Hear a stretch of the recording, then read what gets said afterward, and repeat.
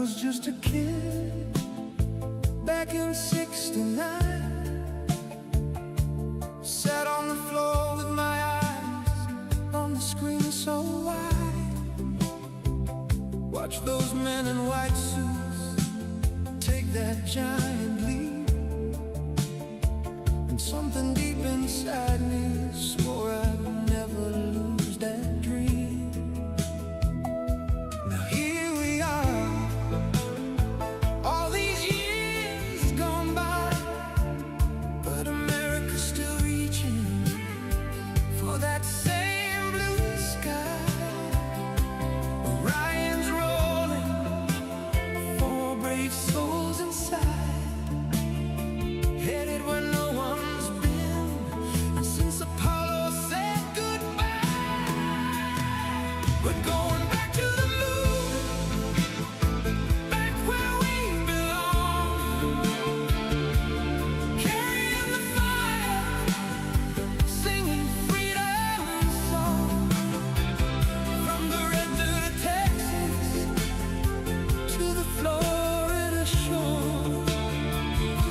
We never stopped dreaming, we just wanted more.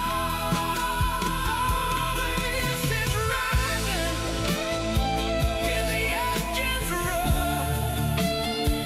America's returning to that distant shore. We're going back to the moon, hand in hand with pride. The greatest nation on earth is taking back the sky. They said it couldn't be done, said we lost our way, but look at us now, we're flying higher every day. For Americans cutting through the black, read Victor, Christina, and Jeremy leading us back. They slipped behind the moon, lost every voice on earth. 45 minutes of silence, then they proved their worth. Came out the other side with a smile and a prayer. Took pictures of our home that no one else could share. We're going back to the moon, back where we belong, carrying the fire, singing freedom song, from the red dirt of Texas to the Florida shore. We never stopped dreaming, we just wanted more. And this is rising, hear the engines roar. America's returning to that distant shore. We're going back to the moon, hand in hand with pride. The greatest nation on earth is taking back the sky. Some say we're too divided, say we've lost our spark, but when America aims for the heavens, we still hit the mark. We built the rockets, we trained the crews, we turned science fiction into front-page news. This isn't just a mission, it's a promise we made to every kid who ever looked up and dreamed they'd escape. We're showing the world what American can do when we pull together and we see it through. Let the cynics keep talking, let the doubters complain. We'll be up there writing history in the dark again. One small step is never meant to be the end. It was only the beginning, my American friend.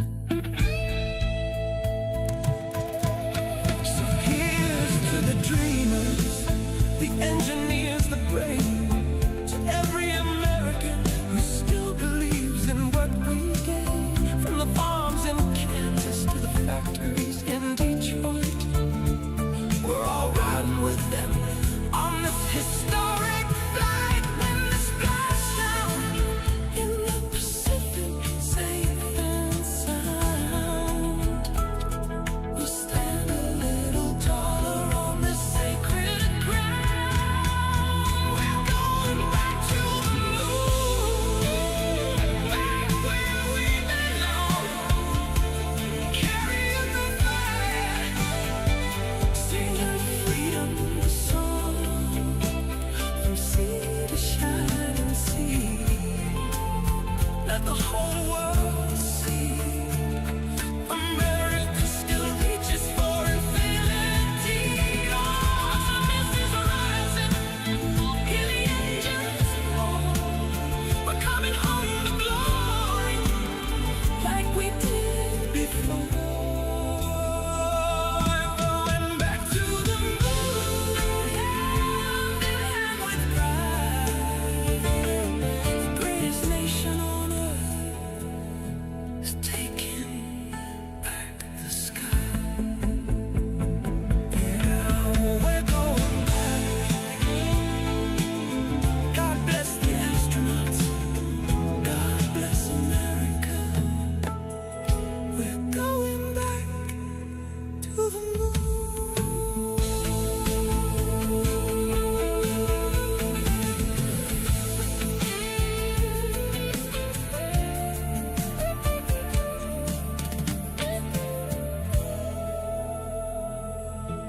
I was just a kid back in '69. Sat on the floor with my eyes on the screen so wide. Watched those men in white suits.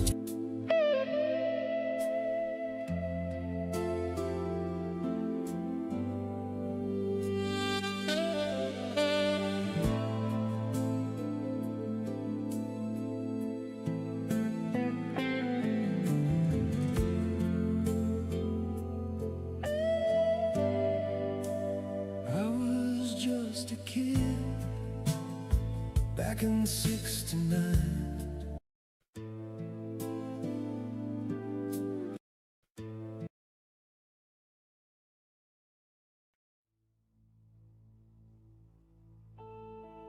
All right, little glitch in my button bar there. It would not play my opening music, but that's okay. It doesn't matter. It's totally optional. All right, everybody. Here we go. This is the Sights and Sounds of Earth. My name is Ian. This is Starship Adventures, broadcasting live tonight from my studio in North Fort Myers, Florida. That's in Southwest Florida, and broadcasting worldwide on YouTube, the world's largest broadcast platform. We are fiber optic all the way to the internet, and we are set up here to broadcast as many as 9 simultaneous streams. We have 5 up right now. We have a number of different things up, including 2 different trackers from the Middle East, the Artemis 2 tracker and the 7.2, which is the free speech channel over on ham radio. And those are all over at Starship Adventures, Starship After Dark, the channel Starship After Dark. And then, of course, we're live here with our hosted show tonight. I'd like to welcome everybody to the show. Welcome especially to my moderators and my members. Welcome, welcome, welcome, everybody. We are, again, as I said, broadcasting live tonight. Mama Kitty, my co-host, is here. Say hi, Mama. Say hi to everybody. She don't talk much. All right, so anyway, we're going to be covering a number of different things tonight. Right? I got home and we had taken a power hit. I've got 2 or 3 computers that that have to be reset. My SARNet stream is down as well with Broadcastify, so I have to rectify all that. But for some reason, The stuff on this side of the shed didn't go down. So it was a power hit that only affected one leg of the main transmission line coming in. So I don't know. It was weird. Half the shed took an off-on power spike, and the other half of the shed didn't. So anyway, here we go. Those computers on that side have all been reset. The computers on this side are still cooking as they were when I left for work. So I don't know what happened. I really don't know what happened. But anyway, this is Starship Adventures. This is the Starship Studios, and we broadcast from here most of the time, unless I'm out of town or something. I do have a vacation coming up, and we're leaving a week from this coming Friday, and I'll be gone 10 days. How will this affect you? Well, I'm still going to try to come on every night at 9 o'clock. I'm going to do the best I can to provide the best show I can, but it's probably just going to be an hour of monologue about the news without all the fancy screens. There's not a lot I can do from atop the mountains up there. So we'll just do that, and then I'm going to have some features. I'm going to broadcast live from the top of Stone Mountain. I'm going to broadcast live from the Florida State Capitol. So there's going to be some different things. Plus, in some of the little towns we're going to and stuff, I'm going to do some live broadcasting as well. So I do plan to also release a few features through the week also. Yeah, I don't have FPL. I have co-op, so it's even worse. Florida Flicker and Flash. That's what I call them. Yeah, it depends. This time of year, it's $250 a month. It goes up to $350 a month during the height of the heat. I do turn most everything off at night, except the computers. The computers all run 24/7, but the screens, with a couple of exceptions, the screens all go off at night. The lighting all goes off at night, which is all LED anyway. There's not much power there. And I turn the air up to 78, and I put it on economy mode or whatever while I'm not in here. And then when I'm in here, I bring it back down to 75 or whatever, so it's comfortable for me. But it is what it is. I try to save as much as I can. But yeah, it does cost a lot. Just having it up for 3 or 4 hours a day to do this show, yeah, it costs a few dollars, but it's not that big a deal. And here's the thing: when stuff starts breaking, and I'm here, I use all this to monitor the news and to monitor what's going on. So it's very helpful to me whether I'm broadcasting with it or not. When we're covering and doing breaking news and things like that. All right. So that's what we have, and tonight. Upper left corner there, they're a little stretched, I get it, but that is 3 stretched out long skylines out of the Middle East, okay, including, I think, Tel Aviv, Jerusalem. Anyway, the point is we can see if there's any missile activity. We had 2 missiles that were intercepted over Tel Aviv just before we went live. I also will be able to monitor that. We are listening to that right now. If it goes off, we will be able to hear it. As a matter of fact, let's go ahead and test that. That's going to be...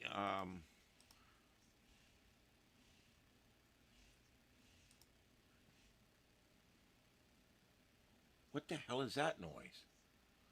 We've got really strong winds here, which is kind of unusual because we don't normally get really strong winds here.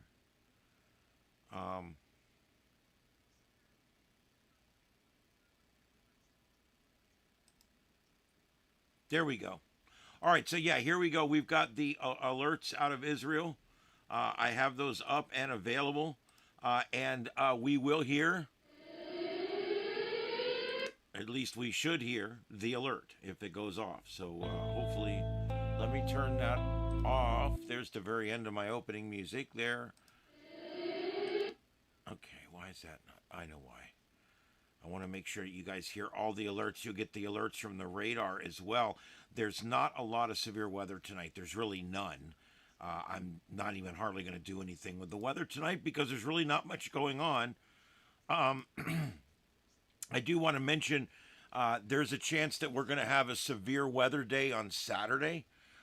There's some models that are pointing to some very active convection over Oklahoma. If this lines up with radiational heating and everything else, we could have a tornado emergency on Saturday. So stay tuned for that. I'm going to make myself available if it looks like it's going to be something we'll go live for. I will be here and we will go live because I have a funny feeling that that Saturday could be a pretty severe weather day. All right, we're doing predictions tonight. Last day, we're doing predictions. Just put the word prediction with a little dash and then put your prediction. It can be anything. It could be something like the Hershey plant's going to stop making chocolate next year. Whatever you think's going to happen next year, or I'm sorry, the rest of this year. That's my bad. The rest of this year. We're going to read these on New Year's. Okay? So your prediction is for the next 8 months, pretty much, give or take. 8.5 months. So you tell us what you think's going to happen in the next 8 or 9 months. Okay, so we have that. We also, we're going to look at the seismic monitor at some point. No real big ones today, but still another busy day out there. And you can see here, there's your seismic monitor. You can see we've got a number of events today. But the thing that's important today is none of them are really big circles. Let's see. Some of them are pretty big though. We got a 5.1, a 5, a 4.9, all around the Ring of Fire pretty much. This clustering over here near British Virgin Islands is continuing, with another cluster now coming up over here near Santo Domingo. So interesting there, but this is not that uncommon for the Caribbean. And a 4.3 in New Mexico. That one kind of got my that one got my Mr. Spock eyebrow up a little bit. Yeah, there you go. A 4.3 in New Mexico. That's on just on obviously a minor fault line there, but that's not on in an area where we normally get big quakes. So interesting there. Another one down there in central Mexico, and then another one off the coast of Oregon again. Now, we have been seeing this pop up a number of times. There is some instability out there, but it's 100 or 200 miles offshore. The thing is, if something were to go wrong right here and put out a tsunami, this would be like a worst case scenario for the United States. So that's why I watch these ones that are out like 200 miles off the coast like this, because they have the potential. If it's that kind of symmetry that we're looking at, if one suddenly pushes up from another one, you're going to get a directed wave, and it's going to be pretty bad.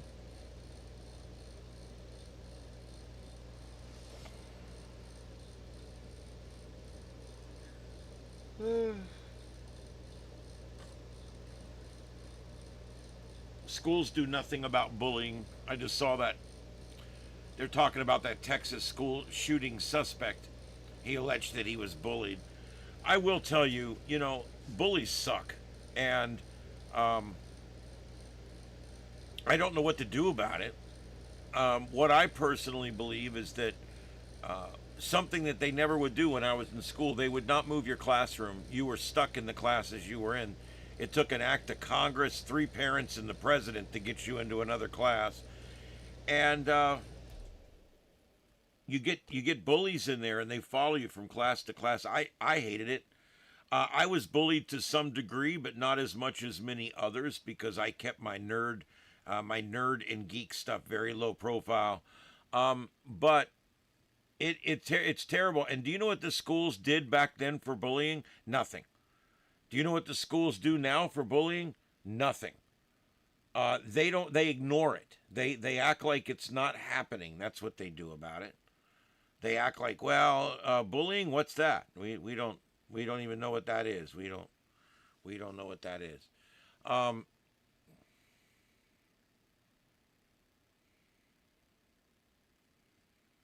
Hey, let's see who we got here. We got Jungle. We got Canna Club. Hey, guys. We got Cherokee George. What's going on? Um, did somebody say Comms Prepper's in here? Yep, there he is. Hey, Heath, what's up?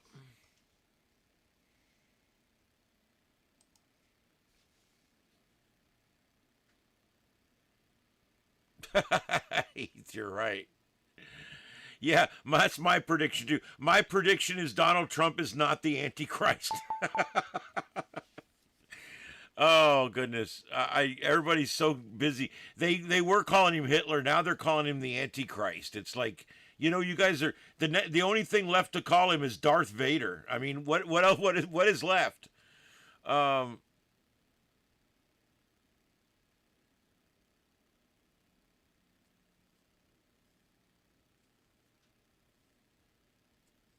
there you go.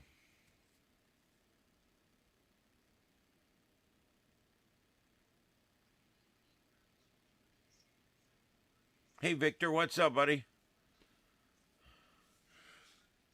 All right, so Iran just a few minutes ago launched missiles towards Tel Aviv. They were intercepted. I don't believe there's a lot of damage. I'm currently watching. I'm monitoring Fox National right now. They've got Sean Hannity talking to Mark Levin, which is pretty cool because Mark just got off the radio 24 minutes ago. He does the 6 to 9. And of course, Sean Hannity's doing his live show right now. He's on the radio during the day 3 to 6. So these are two of our national hosts talking to each other. It's pretty cool. They're good friends, by the way. Sean Hannity, Mark Levin. I don't know if you guys know that. They've been good friends for many years, these two guys. And I have worked with Sean Hannity a couple times. I have not had a chance to meet Mark Levin, and he is truly my favorite. I'm hoping to get to meet him at some point. He doesn't leave the bunker very often, and he doesn't invite us over. So I don't know if I'll ever get to meet him, but it would be cool if I could one day. I've met a lot of people, like I said, Glenn Beck, governors, you name it. I've worked with great people. I produced personally for Dan Bongino for a while. I've worked with some really cool people, and I've met a lot of people. Everybody, everybody from actors to politicians and everything else. It's kind of cool. I don't fanboy though. I just walk in and shake their hand and talk to them for a minute. I think it's cool. Um, well, here we go. Cherokee George, we have to understand something about what's going on right now. Okay, we're dealing with a third world country that has to at least be given the opportunity to communicate with its people that they're under a ceasefire. So I'm sure they've been called and warned. Hey, stop with the missiles into Israel, or we're going to have a real problem. You know, somebody said Donald Trump is crazy for this. He's nuts. He's over the top. I don't think so because you know what? It worked. I want you to think about something. Every time and I'm the same way. I don't like this. I don't like tariffs. I don't like this. Everything I said I didn't like, it seems to be working out just fine. And this is another one of those things where I didn't like Venezuela. It seems to be working out just fine. I didn't really like this whole Iran thing, but I think it's going to end up working out. What he did was he made the future look so incredibly gruesome that they sat down. They sat down. They're talking. We're on a ceasefire. Now they have to meet some criteria here in the next 24 hours. They have to stop all his missile attacks. They have to. They have to stop them. And they got to pull back, draw back from the Strait of Hormuz, and they have to allow shipping as normal to resume in the strait. And there's a few other stipulations. It was a 10-point plan on the ceasefire, and we have agreed to it. Everybody's agreed to it, but they have to follow it. If they're, it's one of those things where Iran specifically and the Middle East in general, Muslims in general, and yes, I'm speaking in generalities. It doesn't make me racist. They always seem to a lot of the time they seem to go back on these ceasefires. I made a joke today on the FM radio. I said, you know what? I said, Trey, do you know what ceasefire translates to in Middle East? He said, what? And I said, it translates to now we can get the rest of those bullets out to all the different caves that we're firing from. And it's a reload is what it is. And unfortunately, there's a lot of truth to that joke. When they're under ceasefire, everybody, including us and them, uses that time to rearm, re-up, reapportion, redeploy, and be ready for after the ceasefire so that the fighting can get all really good and mushy again. And unfortunately, that's what happens. When one side is down, they'll agree to a ceasefire because they need time to get their weapons in, get their weapons reloaded, get their guns in, get their cannonballs, their whatever. But the strong side, if they think they're winning, they'll call for a ceasefire because they would like to see maybe an end to the war, or maybe they would like to see the other side capitulate in some way, right? So both sides seem like, hey man, that's the ceasefire don't look like a bad idea right now. Unfortunately, for the bad guys, a ceasefire is simply a time to re-up, reload, re-prepare, redeploy.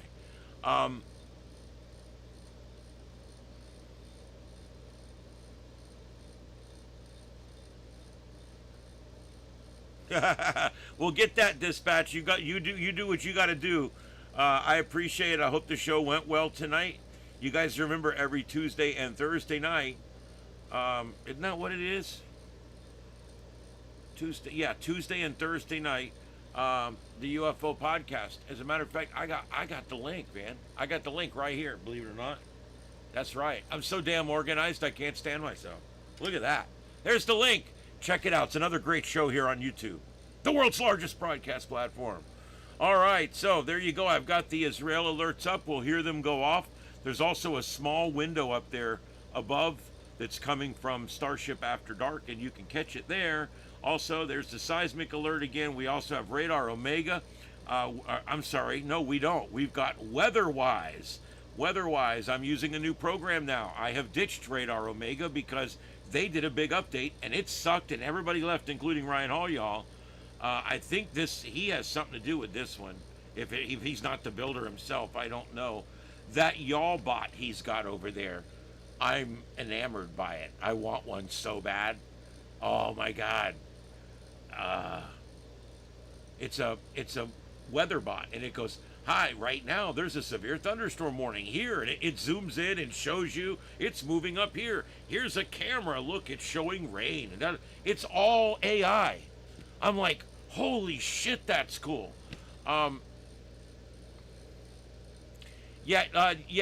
Lead farmer, the Starship Union guy, he's out in front of the studio picketing. He's got a sign. He's got a sign that says, I'm in a stupid union. Oh, that's funny. Blue Texan says Gavin Newsom 28. That's fine with me because Mr. Hair couldn't possibly win president of anything. Everything he touches turns to shit, except his hair. I will admit the man's got nice hair. Other than that, ain't a thing about him I can stand. The only thing that makes him not seem as bad is his wife is worse. Have you heard the quotes coming from her? This crazy woman? Have you guys heard any of the quotes coming from her? I mean, she's truly a crazy woman. She's like literally off the freaking deep end liberal. Like crazy liberal. Here, I got right here. Just crazy ass liberal. Let's see if I can pull it up here. Newsom's wife recalls telling prisoners in San Quentin. Here we go. Let's hear what this is all about. I tell you guys that, if the best thing you can do when you're sitting there and you're listening to somebody that's fruity as a nutcake, the best thing you can do is let them talk. Let them talk. It's the best thing you can do, because if you shut them up, then we don't get to hear how fruity they are. And I think it's important. I do. I think it's important that people know just how messed up some people are. Oops, that's the wrong one. Damn it. Did I ever tell you I hate that?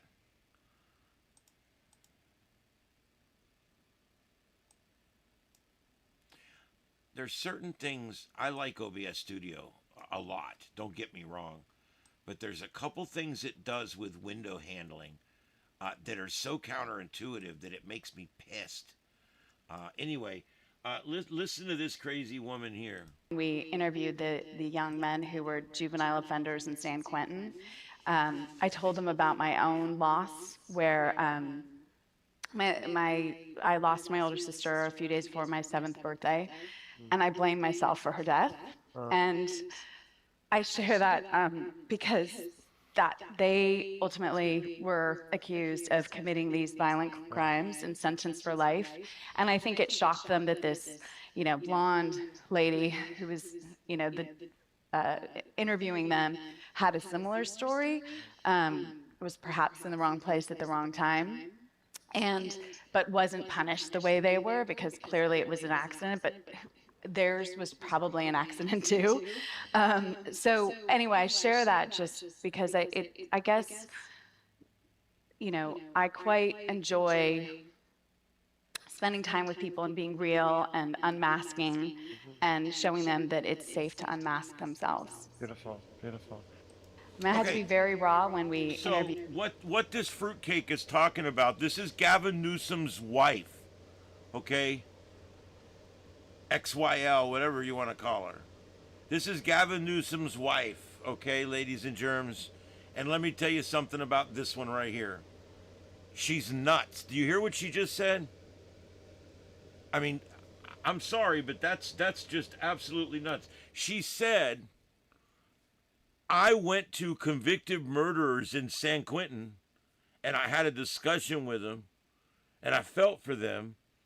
And I relayed to them a story how when I was 7 years old and my sister died from some disease or something she didn't say, I felt bad and I felt like it was somehow my fault because I'm 7 years old and I'm totally confused about the world. However, she feels that story's similar to the axe murderer who bludgeoned his entire family to death with a machete or an axe. Somehow, her story relates to their story. I don't know. This is the thing with liberals. They just don't get it. They're like, you're a victim? I'm a victim. I felt like my sister's death was my fault, but she fell off the swing set and broke her neck. It really wasn't my fault, but I felt like it was. So somehow that makes me like the axe murderer in San Quentin because, it might have been an accident, maybe it slipped a bunch of times, and maybe it was an accident and I feel bad for him and my heart bleeds and I just don't, it's just so mean and bad. It's terrible. Oh my God. Dude, this is the kind of bullshit you get out of these people, I'm telling you.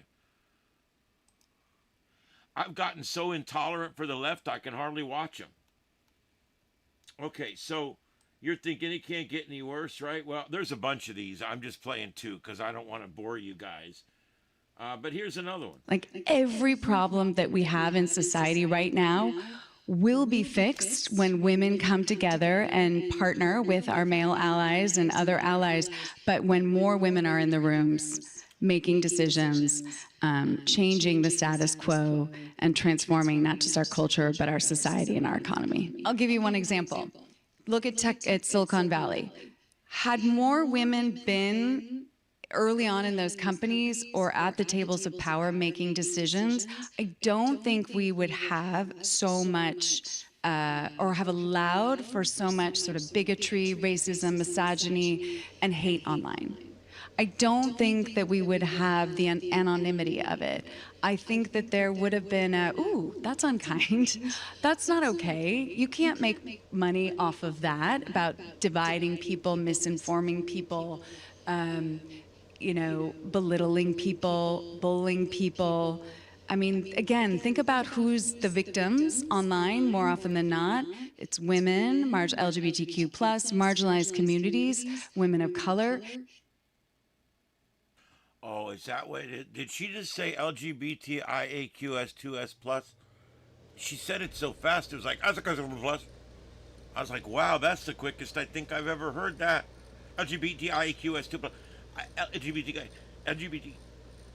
I mean, if you think about it, that it is hard to say. Everybody say it out loud. LGBT. Everybody say it. You ready? I will LGBT. never apologize Yeah, for standing up LGBT. for LGBT. LGBTQ plus kids' rights LGB. to not have to. That's right. It's you got to say it fast. She did it right. There you go, dude. Do you hear what she's saying? I'm gonna break down that entire minute 9-second clip into a few words. It's all man's fault, but she wants you to vote for her husband, who I think is a man. We don't know for sure. It's a little beta, but he's still kind of a man, most likely with penis. But so why would she want her husband to be president when she says that the problem with everything is man? It's men. And not the gay ones, the straight ones mostly. Mostly. Yeah, these people are nuts, dude. And Gavin Newsom wants to run for president, tagging this lassie around? Are you kidding me? Are you kidding me? This chick she's the gift that keeps on giving the whole year through. This is going to be fun. If he runs for president, it's going to be fun because she's going to be tagging along for the ride.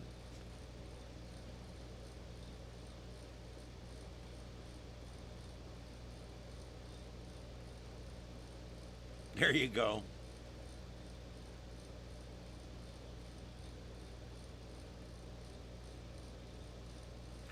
She's also real good at that whole word salad thing. I guess you kind of noticed that. They all have that same. I think that if we all just come together and we step up to the table and we all reevaluate our lives and we work to make it a better place and we accept everybody except the straight white guys, we should be good, right? And I like want to do it, and I really prefer, when people are nice and when it's just, what do you, all that didn't, it's words, but there's no like substance. It reminds me, you know who it reminds me of? I mean, truthfully, it reminds me of Kamala Harris, because that chick there, she has nothing in her head. There's nothing in that chick's head.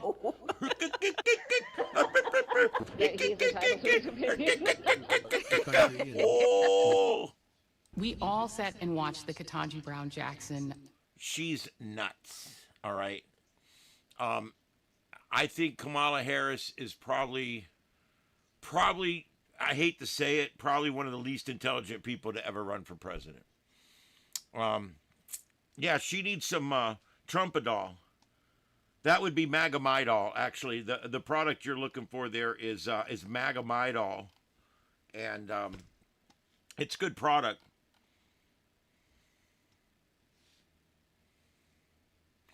All right.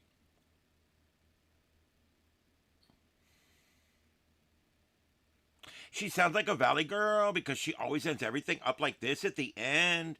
And she likes to talk about things, and then she likes to exclaim like it's a big deal. And then it's like, oh, you know what I mean? People, I'm telling you something, I can only take so much of that, and I have to like walk away. I'm like, excuse me, but I'm at my Valley girl limit right now, and I'm, screw you guys, I'm getting home. I'm done. Oh my God. Why does Guitar Center keep sending me shit? I bought a plug there like 5 years ago. Don't ever give anybody your email address. Oh my God.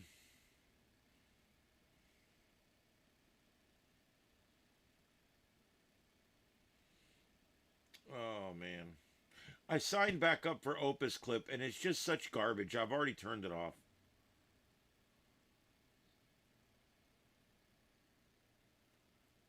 it really. Anyway, really sucks.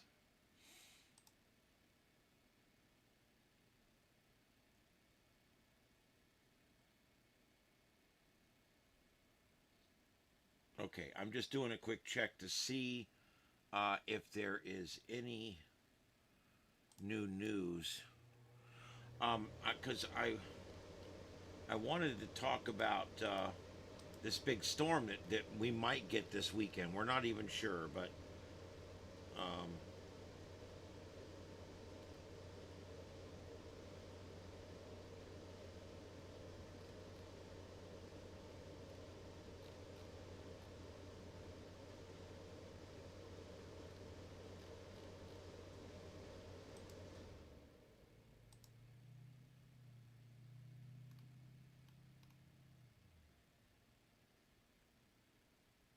La Nina is fading and El Nino is brewing.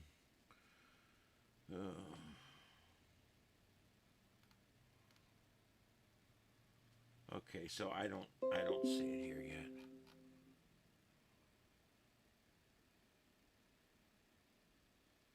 Yeah, we're starting to get some preliminary results. There's a couple of states that had primaries, had different elections today. And so I'm kind of looking through that as well. I don't see if there's anything there.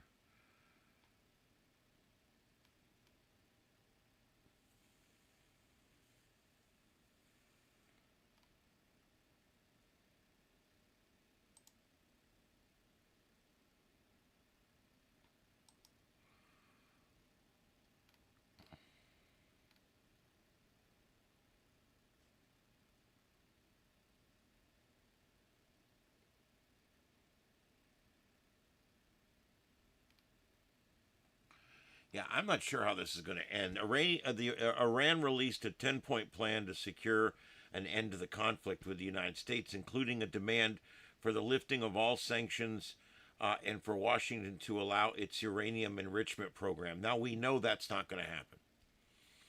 Iran allegedly claiming victory against the United States in a statement published by state media with their 10-point plan would demand continued Iranian control over the Strait of Hormuz, acceptance of enrichment, and lifting of all primary and secondary sanctions. You know, this is what's bugging me, guys. This came out 38 minutes ago. We say we've got a plan. Here's the plan. Here's what we got. And then they turn around and say, "Hey, we got a plan. This is it, and here's what we got." It's like, but it's two totally different things, and that makes me very nervous. And again, I don't know if this is going to hold. There's just no way to know. Anyway, I keep NASA turned down in the background. Let's see what else we got here. That is 3. That's natural sound out of Israel, out of Tel Aviv. I'll leave that turned down kind of low. We'll keep an ear on that as well. All right, guys, just to let you guys know what we've got going on, Starship After Dark, our backup channel, please head over there and put a subscribe. I wouldn't hit the bell. Hit the bell on this channel, please, but don't hit the bell over there because it's always being refreshed and new things put up. Just check it out whenever you want to see what's going on in the world. You just go to Starship After Dark. We currently have 2 different Israel live feeds going on right now that are pretty cool. 2 different ones, including flight trackers and stuff. We've also got a live mission tracker of NASA audio, live views, and flight information from the Artemis 2 Orion flight, and it is over there on Starship Adventures. And also, we've got the 7.2, the free speech channel, over there as well, where you can hear a bunch of guys having a good time on an open channel in a free country. It's amazing. There you go. And all that is... What is going on with that dog? That's in Iran, or Iraq, or I'm sorry, that's in Israel. Jesus. All right, this is, anyway, just to let you guys know, we are tracking the world over on Starship After Dark, so please go over there and check it out.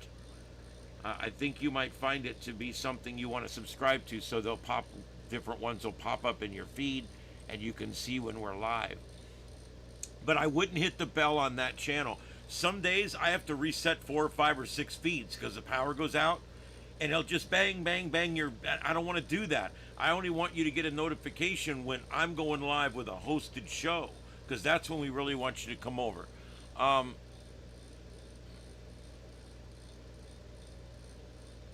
Yeah, you know what? This almost is like Baghdad Bob. Do you guys remember Baghdad Bob? Oh my God! I'm gonna see if I can find a video. Baghdad Bob was literally the Iraqi spokesperson during the conflict, and he was literally nuts. Let's see, best moments from Baghdad Bob. Yeah, here we go.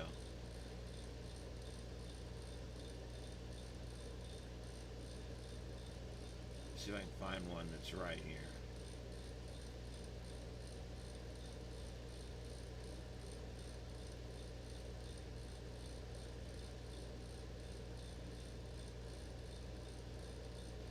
Shit.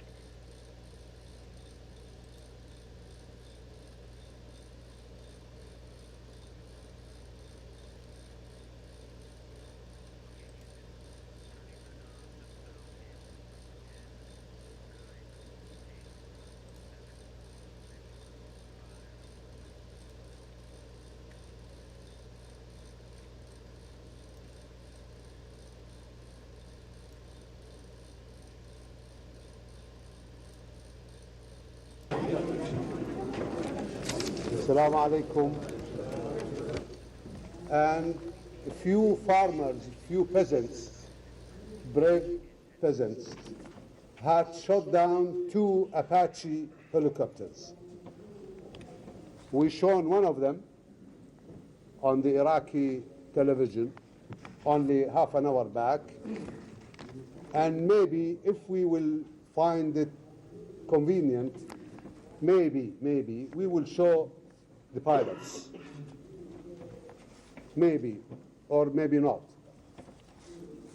They will protest again that we are violating Geneva Conventions. He always had that shit-eating grin on his face. Blood-stained with the Vietnamese bloods, with all their aggressions all over the world, and recently even women in Afghanistan. And they are talking about Geneva Convention. The Zionists, the Jews, supported by those villains in Washington and London, murdering the Palestinians, even the babies, the infants, every day. They drop from their warplanes crates of bombs on different places,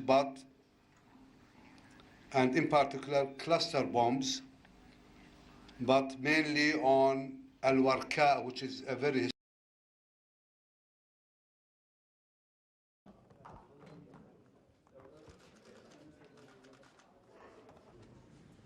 Yesterday also they targeted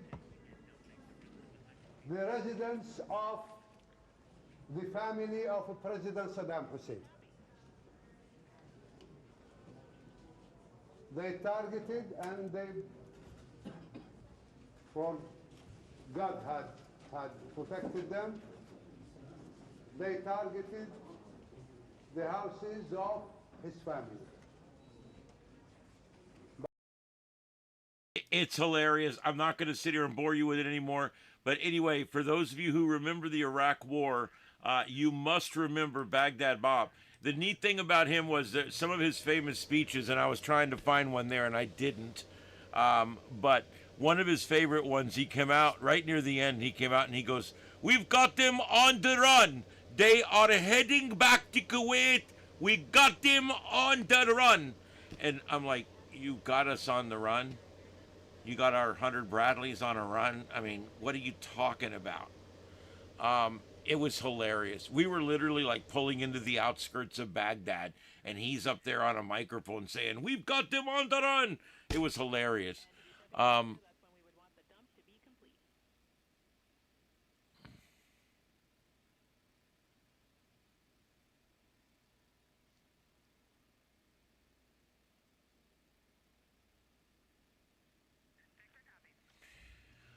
yeah, dispatch.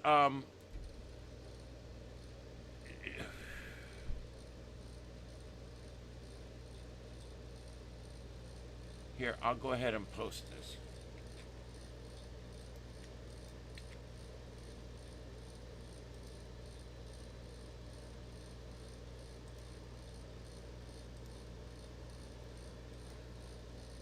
Yeah, and if I get any of them sent to me, I will forward them to you. I got your email address. I got your email earlier. So yeah, I'll be glad to do that. All right. Let's see. Do we have any protests tonight?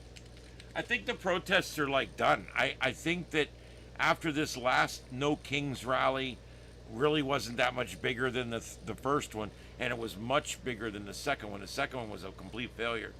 I don't know. There's this. The next thing I know of is the May Day thing.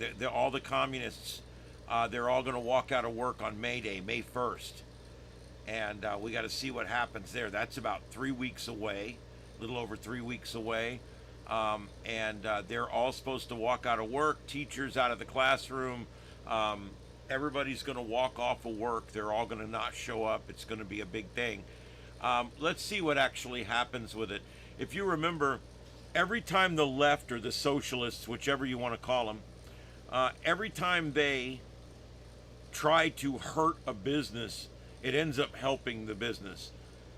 I've mentioned this a bunch, so I'm not going to tell the whole story, but one morning as the producer of The Drive, or the morning show, the Daybreak, I grabbed a recorder, I grabbed our live box actually, and I went out, back when we had to use it, I had a live box, and I'm literally talking to my station in my ear, and I have a microphone, and I'm asking people questions that the host is asking me to ask them. And I'm walking along. They had boycotted Chick-fil-A. Remember the LGBTQIA2S plus community had boycotted they boycotted all of the Chick-fil-A's in the entire country simply because the manager, who is devoutly Christian, said he believes that a marriage is a man and a woman. That's all. He didn't say he believes you shouldn't be able to do what you want to do. He just said, in his opinion, he thinks it's between a man and a woman that would be best. Because he's religious. That's fine. That's perfectly fine. And because of that statement, LGBTQ, IA2S plus, and all the others out there, the LAIOA, just ABCDEFGHIJ, they all got together, okay, and they decided that they were going to boycott Chick-fil-A. They were going to shut this place down. They're going to shut it down. Well, that morning, an hour before they opened, people were wrapped around the building. Every conservative in town went and ate breakfast, lunch, and dinner at Chick-fil-A that day. They had the best day, the best week, the best month, the best year, and the best decade in Chick-fil-A history. Why? Because they boycotted them. Anytime the left boycotts something, the people on the right show up in droves because they're sick of the left boycotting everything. And this has been going on for years. There's a lot of other examples of where they boycott something, and in whatever it is they're boycotting ends up doing much better. And so I like it.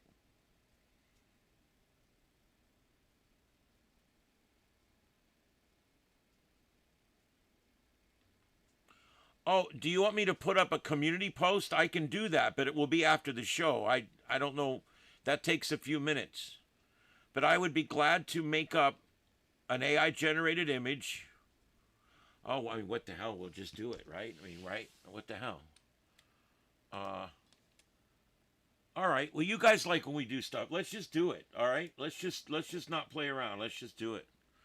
All right. So,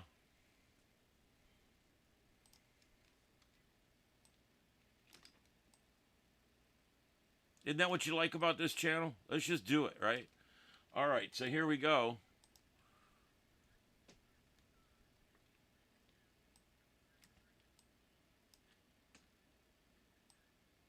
This is my program that I built with AI using AI, the Google AI Studio. And I built this. It's got all the restrictions taken off. It does all kinds of different stuff. And you guys can't see it, but I'm going to make it to where you can. Oh, damn it. There we go. Now you can see the side screen when I hit the button. All right, there we go. Now you can see my whole screen. You can see what it looks like. And you can see on the left here, you can put in reference. You can put in whatever you want. So let's make a logo for this post. This will be fun. It'll give us something to do. There's not a whole lot going on. So,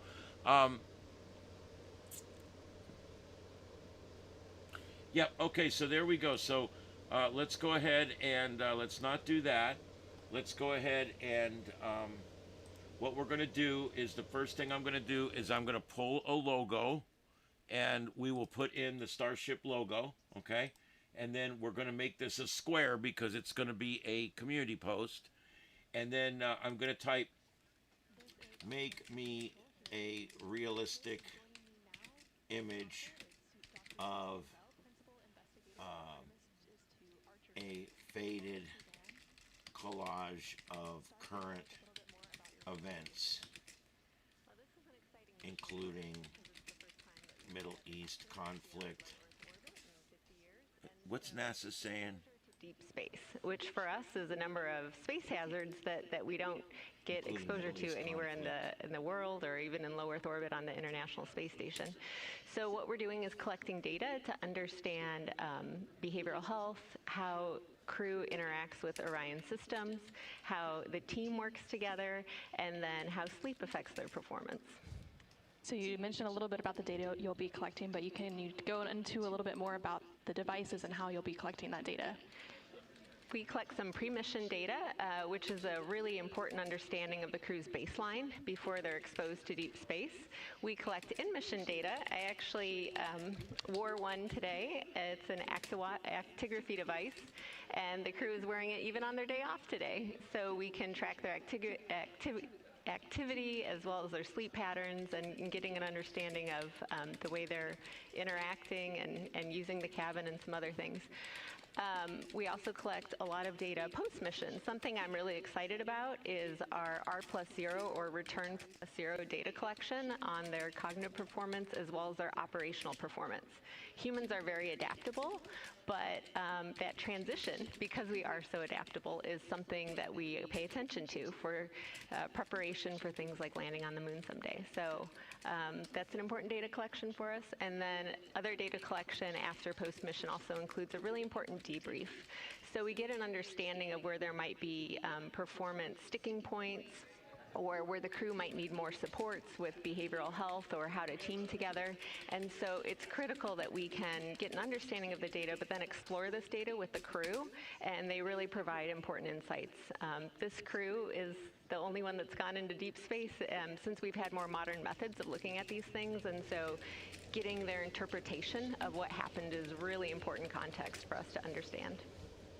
And so Orion is significantly smaller than the International Space Station, which a lot of us are used to, but how will that size impact how the 4 crew members are living and working together on their mission? Well, that's a very good question, and something I'm interested to find out. So one of the aspects of teamwork we look at is something called group living, that concept of being considerate of others and being tidy in the workspace, and how does the space work in terms of habitability and being able to be together in that small environment. And Orion's interesting. It's very small. The International Space Station is something like a 6-bedroom apartment, and this is something like the size of a camper van or 2 small vans. It's a little different, though, without gravity in the way that we have in Earth, and that you can use little cubbies of it. I and like different it. Spaces on it. So I'm really interested to hear. What do you guys think? Is this good, or you want me to hit it again? Did they have procedures and workarounds to make it seem more roomy? Particularly interested in sleep. So right now, let's make one more. The International Space Station, sleep is very well managed, and they have private sleeping areas, and it's just, it's conducive to sleep. But Orion's quite different, and it's similar to hammocks or, just spread across in that small environment in a different way. And so it'll be really interesting to hear from the crew. Well, one is to look at their sleep patterns with our watches like this that we have with them, but second, to get their perspective on, did it work out? And one of the reasons it's good to hear their perspective is because this is a 10-day mission, but we're looking at a sustained presence on the moon, 45-day missions, longer. And so some of the stuff will be passable for a 10-day mission, but they'll also give us insights into, we worked it out, but there's going to have to be a different setup or different ways of using Orion for longer missions. And you touched on how this is a test flight. Is there anything that you're hoping to learn that maybe you haven't learned yet from the 7 days that we've done? There's probably going to be a lot of data collection even after the mission. I'm really interested in this part of the mission. So we've done testing of Orion. It was magical to do the lunar flyby. That is really meaningful work. Now we're on the way home when the high is kind of over, right? And so there's fixing toilets today and some other things that, it's kind of coming off of that high. We know from our data that having positive affect, having that excited feeling can actually help your performance and really is important for the crew in terms of their well-being. So even this coming down, I'll be curious how they react to that. And so it's still a critical part of the human test, even though we're done with a lot of the other testing, although testing is ongoing on pretty much everything. But so you touched on it a little bit, but what role does team dynamics play in your study? Team dynamics is one of our main pillars that we look at. So we're interested in both how the crew works together as a team, but also how they work back with mission control. A lot of the ways we do things right now are based on real-time interaction. And as we create a sustained presence on the moon and are increasingly looking to things like Mars, we'll become more Earth independent. So we have to push some of the decision-making to the crew, some of the problem-solving to the crew. And so looking at that dynamic both within the crew but then back with mission control so we can kind of create this Earth independent eventual direction that we're trying for. That's super interesting. So what about sleep? So what role does this wrist device play in tracking their sleep, and how does sleep play into this study? Sleep's really important. Even in this mission, we pushed the crew a couple times, and they had smaller sleep intervals than you would expect or that you would even suggest from a performance perspective. Co-investigator on this project is Dr. Erin Flynn Evans at the Sleep Lab out of AIM, Sleep and Fatigue Lab. And so she and her team actually tested some of these patterns ahead of time to make sure that performance could still be sustained under the extremes of not only being in Houston, the saws are parked. You are go for exercise.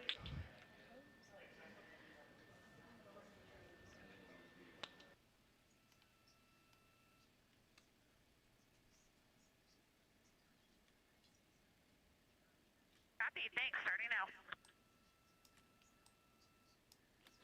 And this is Artemis Mission Control. We just heard a call up there from the Capcom or capsule communicator here in Mission Control to NASA astronaut Christina Cook, currently on board the Orion spacecraft.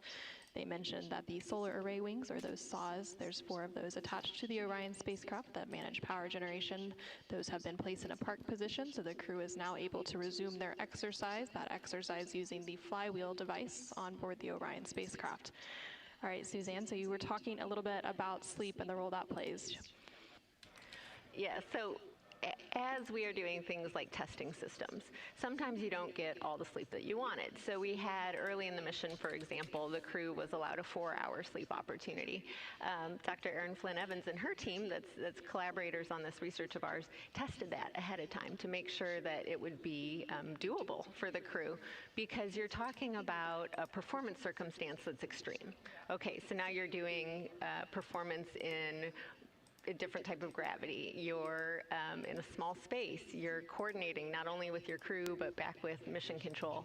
The crew is highly trained, so that goes obviously a very long way. But still, if you're tired, you can still make errors. And errors in this type of situation and in space, can have severe consequences. So we really want to make sure the crew's positioned for success we can learn about where we can push them in a mission like this, where we were able to push them a little bit on the sleep, but then where we'll have to pull back, where there might have been areas that we've pushed a little too far. And so that's some of the data we'll be getting.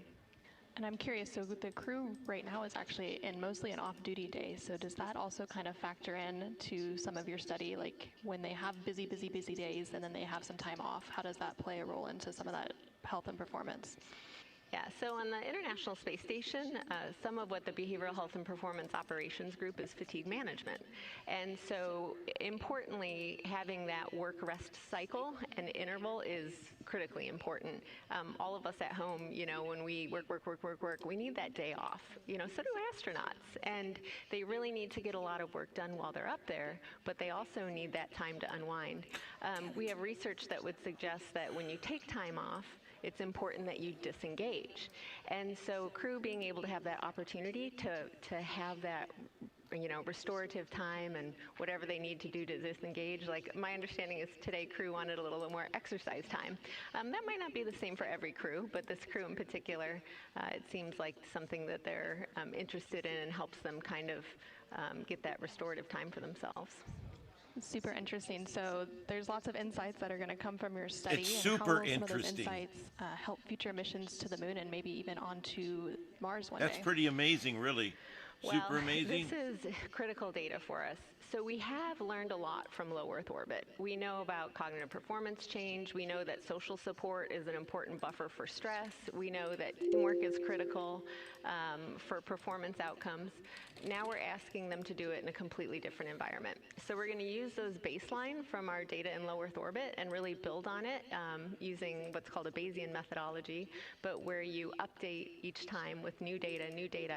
And so what Archer really does, which is our research study, is really sets up the infrastructure for understanding human health and performance for Artemis missions. We'll learn from Artemis 2, then we'll roll that right in to do our best estimates for Artemis 3. We'll provide supports for the crew where we can in these areas, and then we will learn from that data, see where we can push a little bit more, and iterate into the Artemis missions as they get more and more difficult to create that sustained presence on the moon. It's a human performance challenge, and so you know, it's really important to know where can we push, where are we pushing too much, because ultimately that human system is as important as all the other systems that are being tested right now. Well, it's been a pleasure to have you. To wrap it up, can you tell us what you are most excited to learn regarding this mission? I'm really interested to learn the sticking points. We try to replicate and understand space as much as possible on Earth, but when you get all of those things together, it's radiation, it's different forms of gravity. How's that, guys? I just posted it on both of my channels, and I just posted it on Discord. So there you go. I just let you guys watch the process as it unfolded there. So there you go. Also, we are listening to NASA continue their talking back and forth with the crew and explaining what's going on. Well, thank you so much, Dr. Suzanne Bell, Principal Investigator for the Artemis II Archer Study. Thank you, Anna.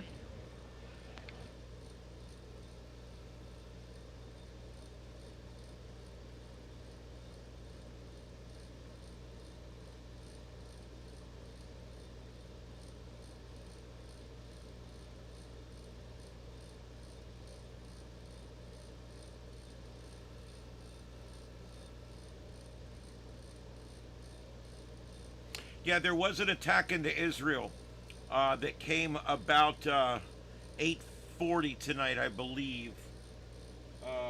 Yeah, I think it was about 8:40, 8:45. There was a missile attack, and they were intercepted. It was 2 missiles coming into Tel Aviv, and they were able to intercept those. So, all right, that's it. NASA's gone silent.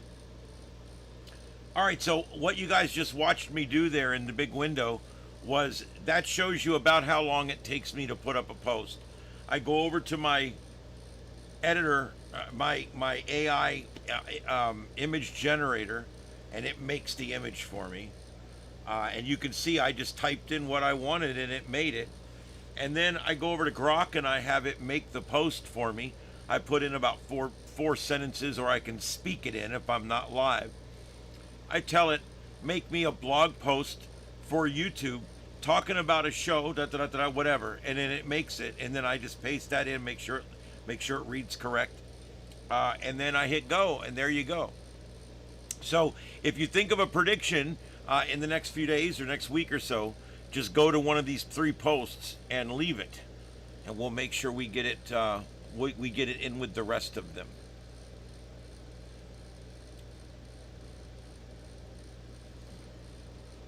Oh, I got the little blue circle. Let me get to the bottom of the list here. All right.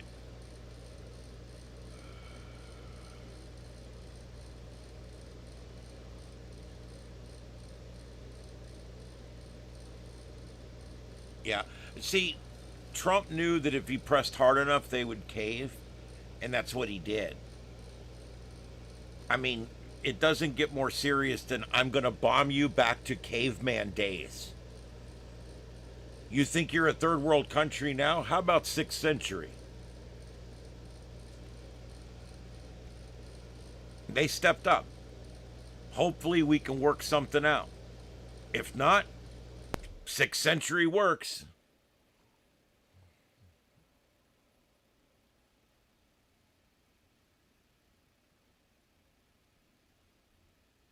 Oh, there's crazy everywhere. A certain percentage of humans is always crazy. It's just certain religions, certain cultures, certain ideologies allows the cream to rise to the top. The crazy cream, that is. It allows it to rise to the top, where here, up until just recently with all this liberal movement, here, crazy's always been like, look, you're crazy, go stand over there. Now, lately, we've been kind of, as a country, embracing more and more crazy, but I think we're seeing that start to reverse itself now. People are starting to get sick of the crazy. People are like, I'm not voting for crazy no more. I'm not standing up for crazy no more. Those people are crazy. Even leftists, people that are pretty far on the left, starting to stand up and go, you know what? Our party's been hijacked. You know, I got family members that were Democrats in the 80s. Okay? They turned in the Reagan Republicans because the left started slowly leaving. The left was all about the blue-collar people. Now the left wouldn't piss on the blue-collar people if they were on fire. I don't know what it is. They gave up on the blue-collar people, and they embraced everything strange about the world. They embraced everything. Basically, they, instead of being the party of the working man, they become the party of the consummate victim. The party of the perpetual victim. That's what they've become. Oh, you're watching the Astros. Well, that's cool, Texas Mouse. You're still helping the Algos, and you're getting to watch your game. It's awesome.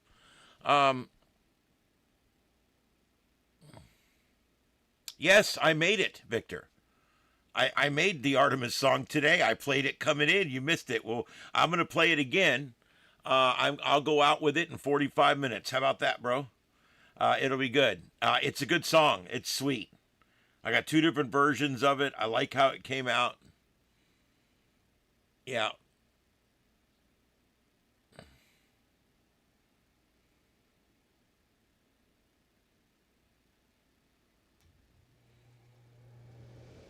Yep.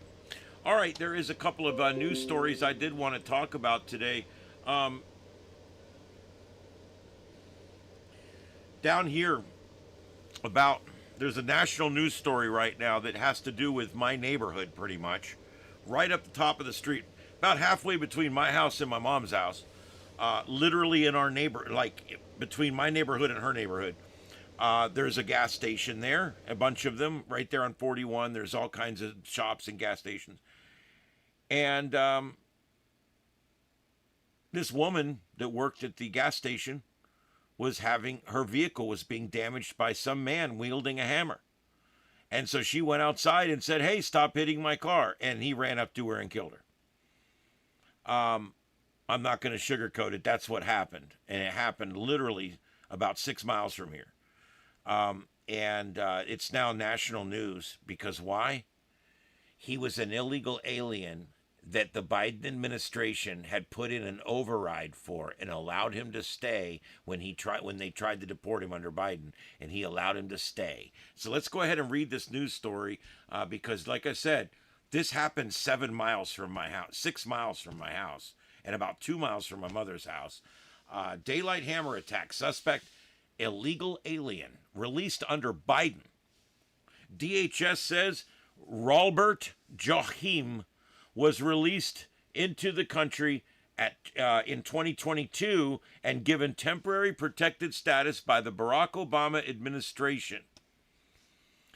A Haitian illegal immigrant who was caught and released by the Biden administration in 2022 was now been arrested right here in my town after allegedly bludgeoning a mother to death with a hammer on Friday outside a gas station in North Fort Myers, Florida, in broad daylight. Robert Joachim, 40, is charged with the second-degree murder and criminal damage to property, according to the Lee County Sheriff's Office jail records. Surveillance footage appears to show Joachim smash the woman's car windshield approaching her and then repeatedly hitting her in the head with the same hammer, killing her in broad daylight, according to the Department of Homeland Security. The woman, whose identity has not yet been publicly released, was reportedly a store clerk inside the gas station. She was also a mother of 2 teenage daughters, according to the report from local outlet Gulf Coast News. Immigration and Customs Enforcement assisted the Fort Myers Police Department in tracking down and arresting Joachim on Mango Street in Fort Myers. I'm not sure how he pronounces it, but I pronounce it the way Khan pronounced his first officer's name. Joachim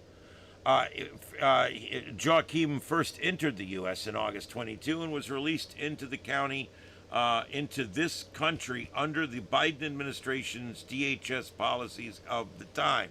The federal judge issued a final order of removal against him later that year, but he was granted temporary protected status, which expired in 24. This illegal alien barbarically hit this woman in the head multiple times with the hammer. DHS Acting Assistant Secretary Lauren Biss wrote in a statement, "This heinous murderer was released into the country by the Biden administration. Not only did the Biden administration release him into the country, but then they gave him temporary protected status. Their reckless immigration policies cost this woman her life. My neighbor, her life." Robert Joachim Joachim being arrested after allegedly killing a Florida mother with a hammer. Okay, so there you go.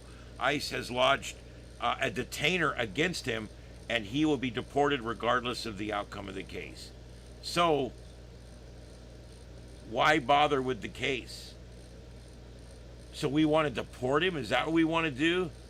We're going to take a murderer, a man that murdered one of my neighbors with a hammer, and we're just going to deport him?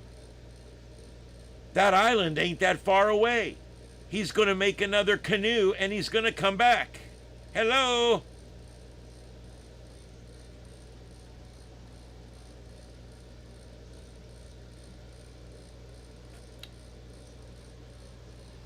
Bullshit.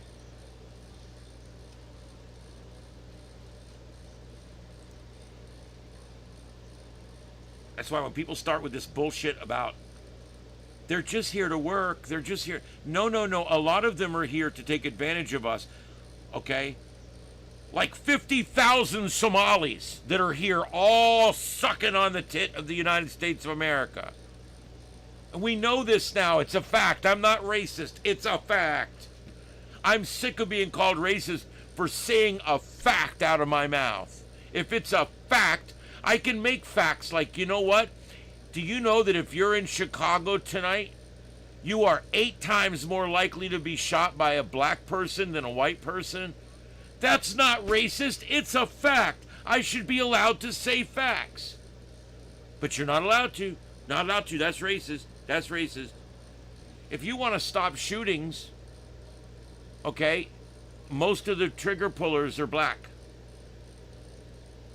I'm sorry, but that's a fact. If you're a black person, a black male, shot in Chicago, there's a 94% chance your shooter is black. There's a 4% chance it's a cop. So when they start talking about, oh, the cops are just shooting everybody. No. The black residents are shooting everybody. That's literally what's happening. But we're not allowed to talk about that. We're not allowed to talk about that on the air. I'll probably get demonetized just for bringing it up. I just think we should be able, as journalists, as talking heads, as YouTube content creators, as radio personalities, whatever you want to call it, we should be allowed to discuss facts without being called a racist.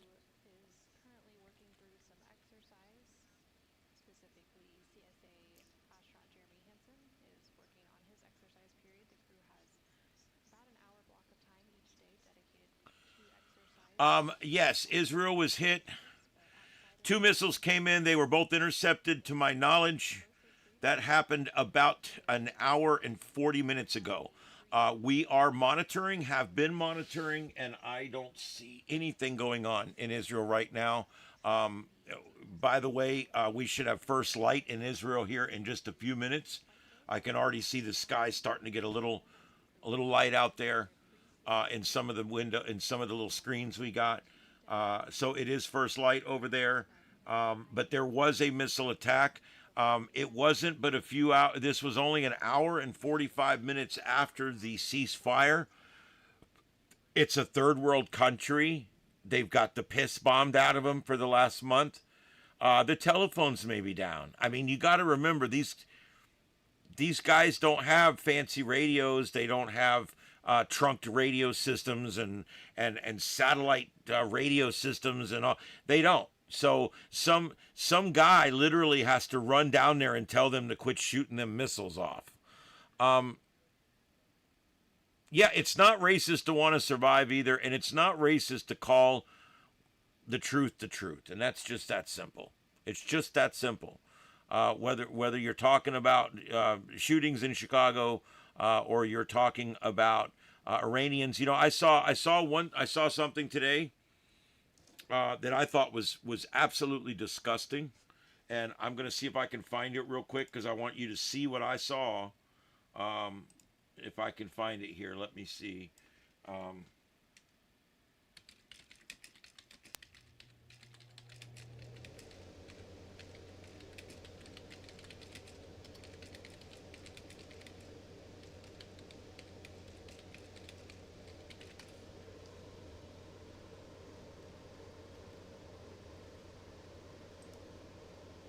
Tello is a mobile provider designed to... Shut up. See how I handle that shit? Now, I want you guys to look at this. I'm gonna put it on. Just give me a second here. Get it all. I gotta get it all lined up. Alright, take a look at this picture. All right, this is in Iran. This is one of their nuke sites where they're doing whatever, and they're setting up human chains around. Is this thing on the highest resolution? All right, watch this as I roll it forward here.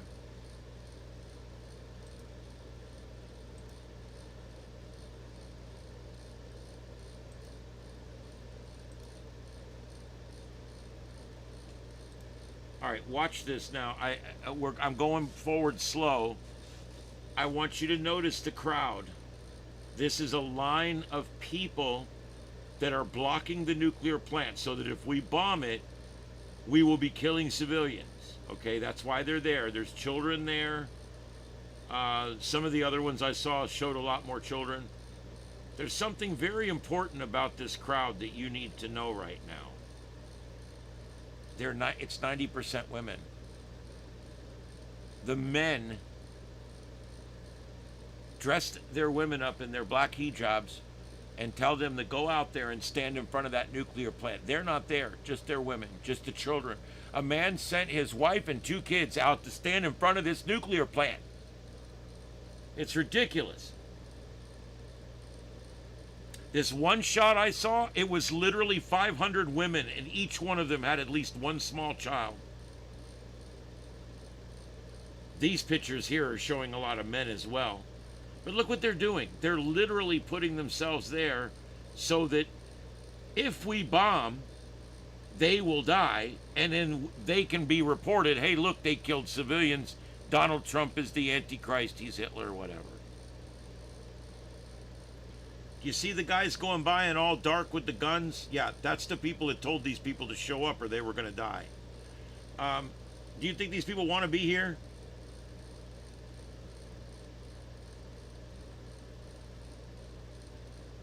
This is nuts.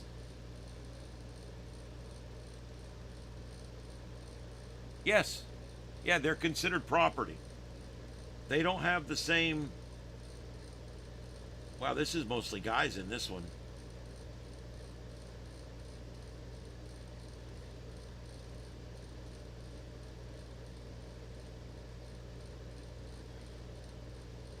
And let me tell you something. I am sick of hearing lies. I'm sick of 7 days. You don't strike power plants and bridges?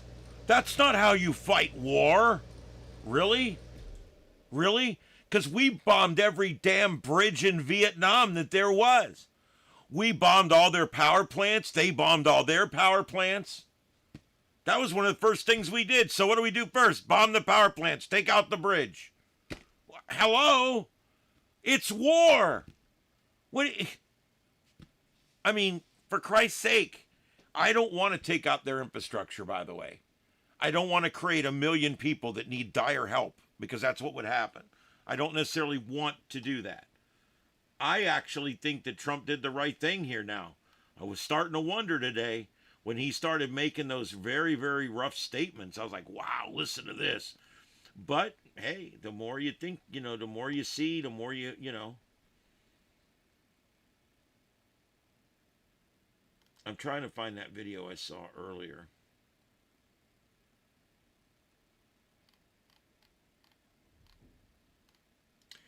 We've got wind conditions here. We don't get a lot of wind here.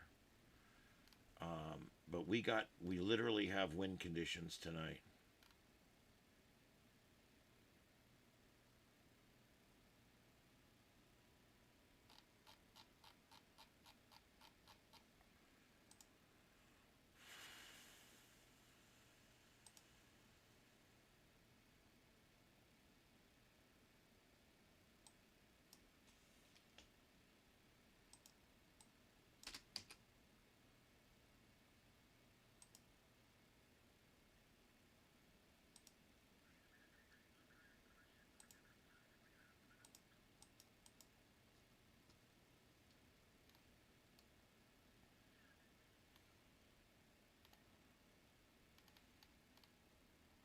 Oh, well, it's not that important.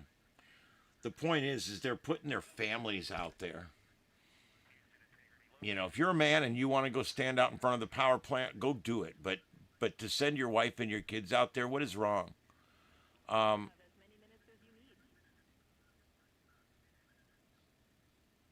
No, I don't.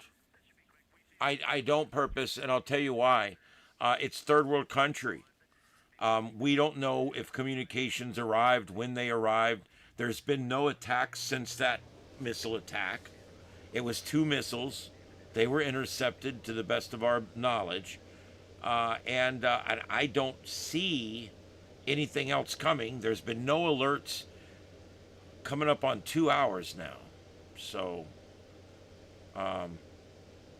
it was about 8:45, something like that, when that last one happened. Let me see if I can see when it... Let me see. And Reed, you are just one step ahead of us. We had inhibited it as part of the recovery process, but we are about to re-enable it as our last step.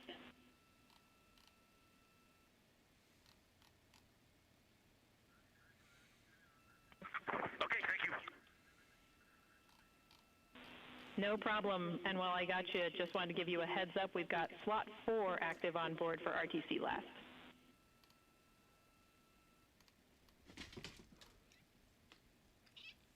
What's up, baby girl? What you doing? High fives all around. Oh boy, you put all that weight back on. For the team and for the mission. Thank you.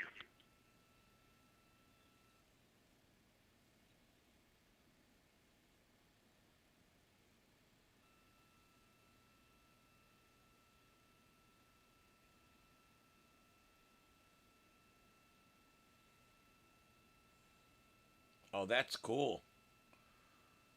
Sanguine, that's pretty cool.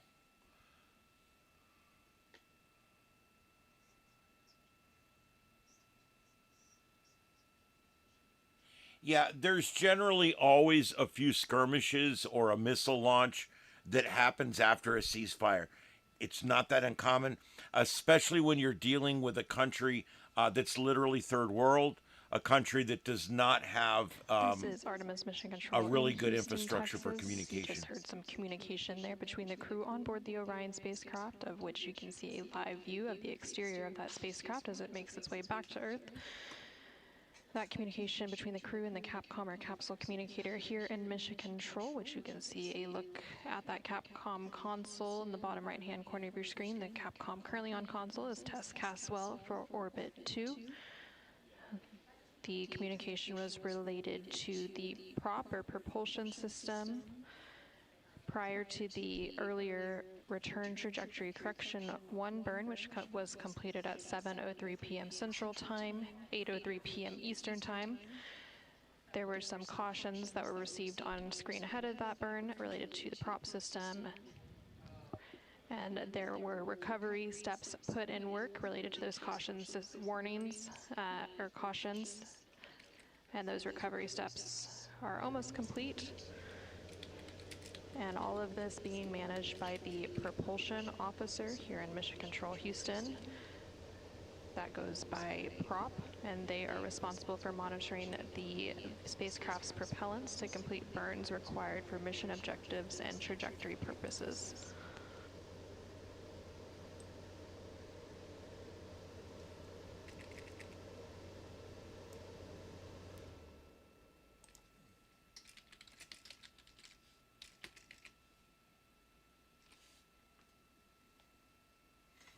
All right, I just put it in there. That's the last alert that was received by the red alert system in Israel. Was received at 2027, which is 8:27 Eastern, and it went through 8:28 Eastern.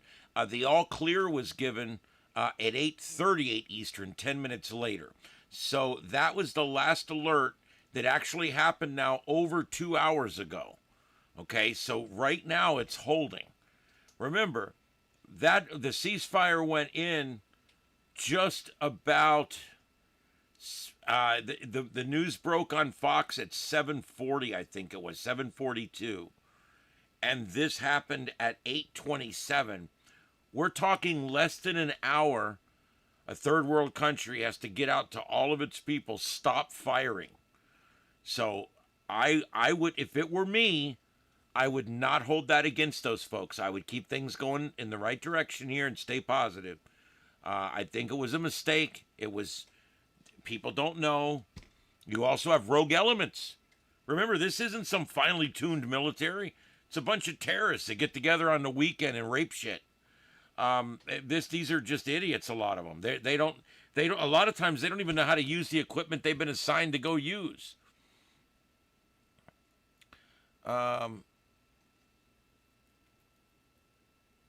Yeah, we're doing predictions. Dispatch is doing predictions.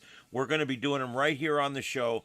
You guys, whatever you think is going to happen between now and the end of the year, you guys have to put your prediction there. You don't have to, but I'd like for you to just put prediction, put it in there. Dispatch will log it. And then once we get towards the end of the year, right between Christmas and New Year's, we are going to go through them. It's going to be fun.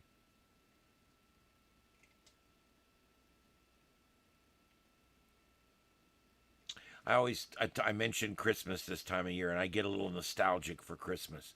And then it comes, and it's no big deal. I miss the days when Christmas was magic. But I never had kids.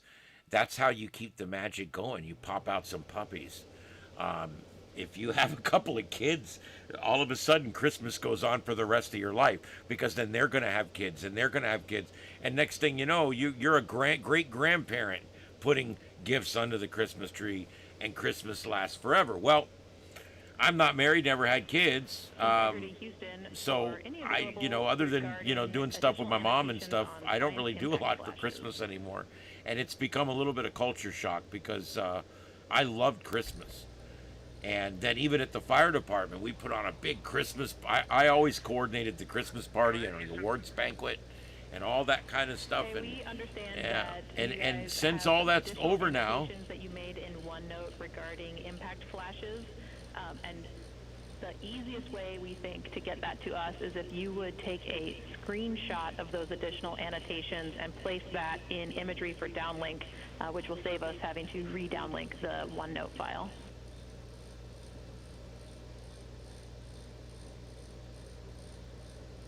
Okay, I'll do that right now. It'll be on PCD3, and it is a work of art. Copy, Jeremy. We look forward to taking a look. well, and we appreciate you coming in, SK. Thank you. Yep, and we're going to have another, we got tornado season starting right now as we speak. We are in the envelope for tornado season. And for the next 2 or 3 months, we could have the possibility of long track tornadoes. We will be covering those. This coming weekend, we're going to have some severe weather over Oklahoma. And then, of course, hurricane season. Mama Bleep and I will be here covering all the hurricanes, right, Mama Bleep? She's actually my hurricane specialist. It'd be amazing what she could do if she had thumbs. Yeah. Isn't that right, Mama? She does not like my humor much. Anyway.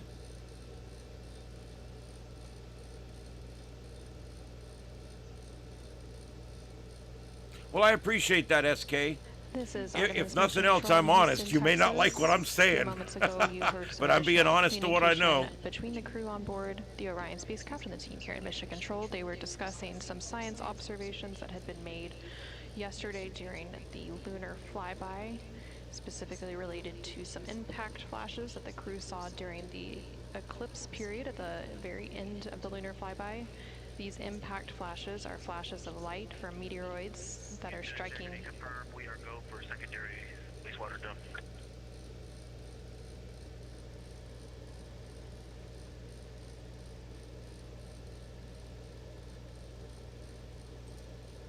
Checking.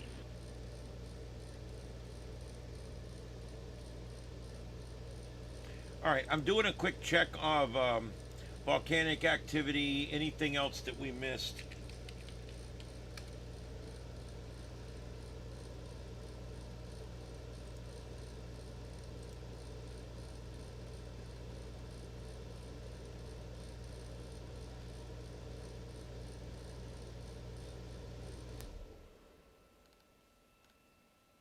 No, everything's kind of calm.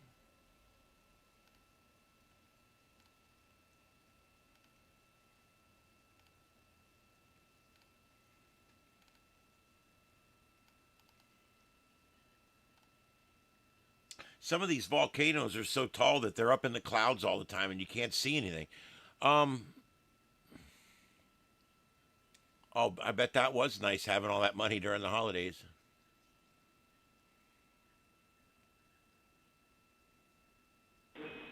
And Integrity Houston, for the CCU dumps, we are still analyzing imagery related to the timelined dumps. We would like you to hold off on any additional dumping until the end of our analysis activity, which is in approximately 90 minutes, and we'll give you a call when that's complete. No dumping. Wonder if that's related to the toilet problem. No, I doubt it.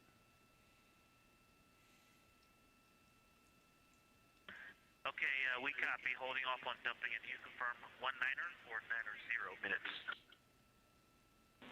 And that is 90 minutes. Of course, you can let us know if that's an issue for you guys. Yeah, it's an issue.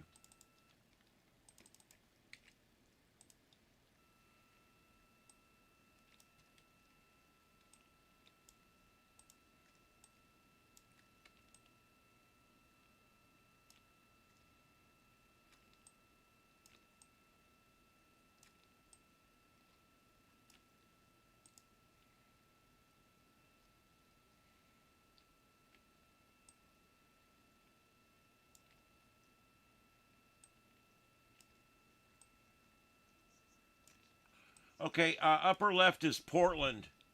I don't know exactly what's going on. It says Portland ICE protest and hangout. That should tell you everything you need to know right there. Weekday hangout protest at the ICE facility building. This morning, Donald Trump posted a threat to kill a civilization today. Again, some additional communication there Oh boy. on board the Orion spacecraft. We've got him now. Astronaut Victor Glover and the Capcom or capsule communicator here in Mission Control, Tess Caswell, regarding a wastewater dump. They were working to complete a wastewater dump about an hour ago, and then they put a pause on some additional wastewater dumps for about 90 minutes. And then prior to that most recent call, the crew was also calling down related to some clarification for observations they had made during the lunar flyby related to some impact flashes. Again, these are flashes of light from meteoroids that are striking at the surface of the moon. Earlier in the day, as part of Flight Day 7, the crew did have a post-lunar flyby. Science team here on the ground to discuss. It figures he's going to be saying something really intelligent, right? Currently here in Michigan, I've split left and right ear, guys. Like Trump did it anyway, would there be a lot of people in the street? If Trump did it anyway, yeah.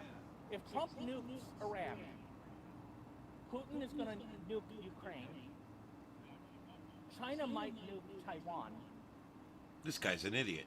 India and Pakistan might nuke each other.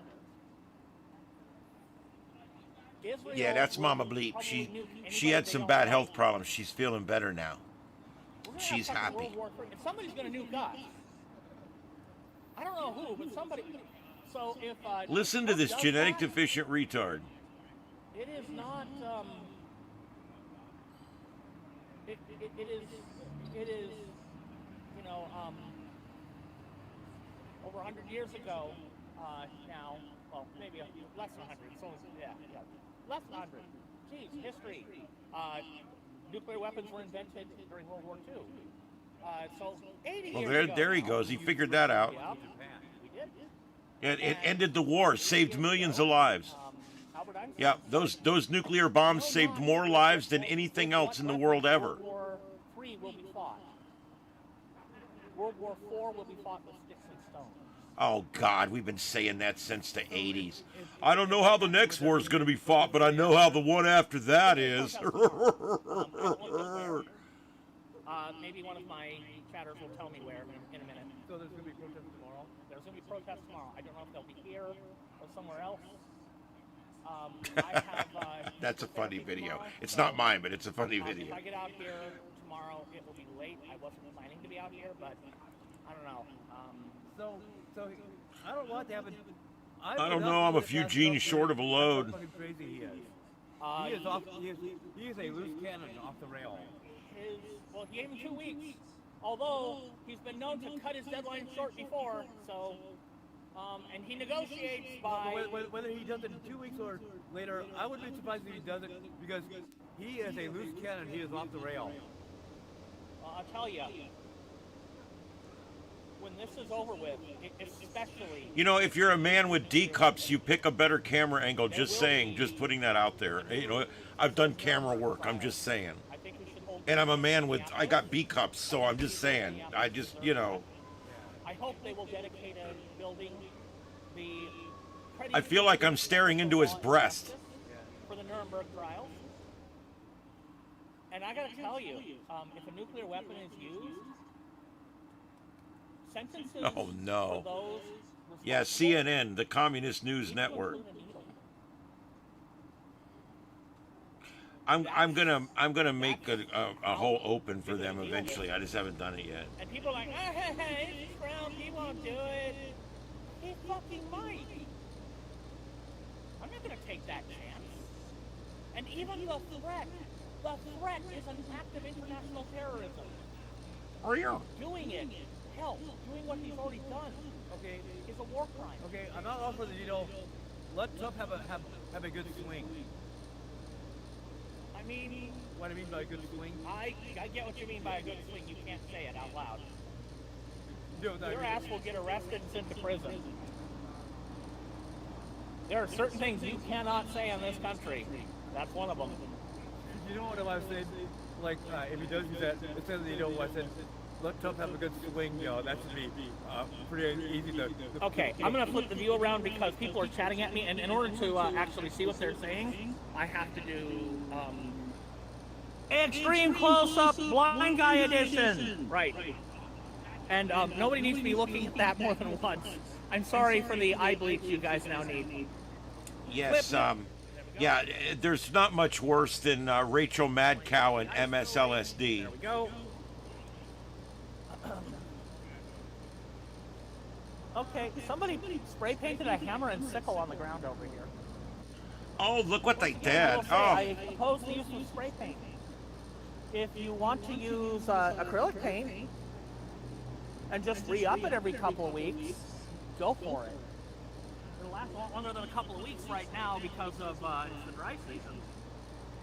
But acrylic paint is temporary. Spray paint is a bit of a problem, and it's a bit more of a problem because we want to respect our neighbors in the building behind us. They put up with fucking laws. And I mean, not all of them support us. Most of them do. But not all of them. But even among the supporters, they deserve to live in a nice building. And even the detractors. Copy, checking. They live in low-income Cuckoo for Cocoa Puffs. And frankly, the people who decide Fruit Loops was my favorite, maybe Raisin Bran. Following the rules for living in their building. Apple Jacks was good too. Yavol themselves, a little bit, more than a little bit. So, let's, oh, he liked the hammer and sickle. He likes the hammer and sickle, right, baby girl? You're back. All right, chat. The sun has gone down. The sunset is freaking beautiful. Check that out. Oh, mama. The pinks. A little bit of purple over there. Some streaks off in the distance there from, can I get it? Can I get it? I can.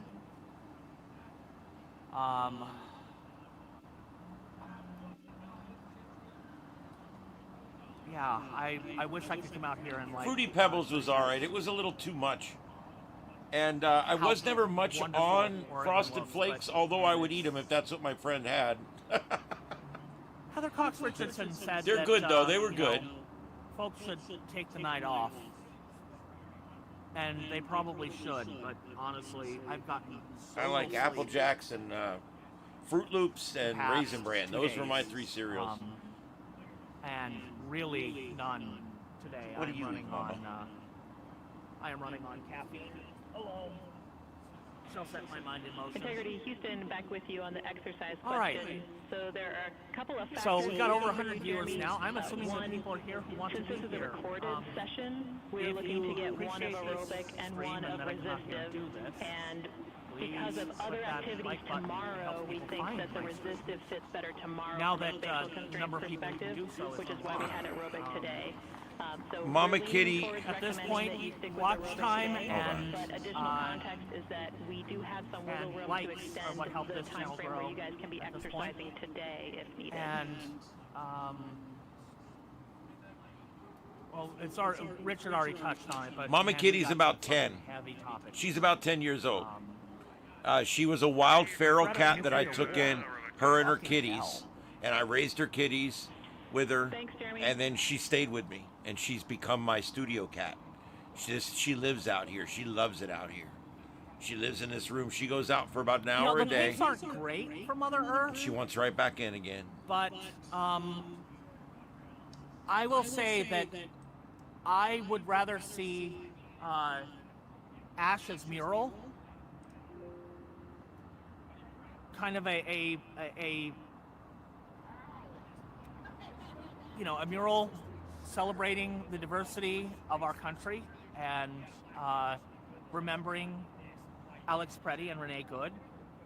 I would much rather that be out here on the You ground know what? and on the, guys, on the walls, everywhere. The truth everywhere is, that there is paint. and I know would this rather is crazy, it be but that the truth is, than, you know, kill this guy needs to see our sponsor, guys. Our sponsor this half hour is Trump and all. Let's hear it for Trump and all. Let's get them crazy bitches all straightened out. With Trump and all, get some today. Trump and all, welcome back to reality. Mothers, I know you want to save your daughters. I know you want to bring them home. And now, a medication that will help you do just that. Trumpanol, an amazing medication that helps treat liberalism at its source. It chemically and medically treats those things that make your daughter so crazy and strange. Try to get her to take some Trumpanol today. It'll make all the difference in the world. Get your daughter back today. Trumpanol, welcome back to reality. That's right, Trump and all. And it's some amazing stuff, and it would really help this guy out if he would just take it. To help deprogram these people right now. There's not enough of them to actually matter in an election. Yep, I call her Mama So, Bleeper because her tongue's always hanging out. My suggestion I got so at this many point mama is kitties, ignore them I can't even keep them all and straight. hope they go away. I get them all fixed. I got 2 little kittens. I got kittens outside right now that another one that's wandered up had, and she's going to get fixed once she's done nursing. And then I'll be back to no cats that aren't fixed again.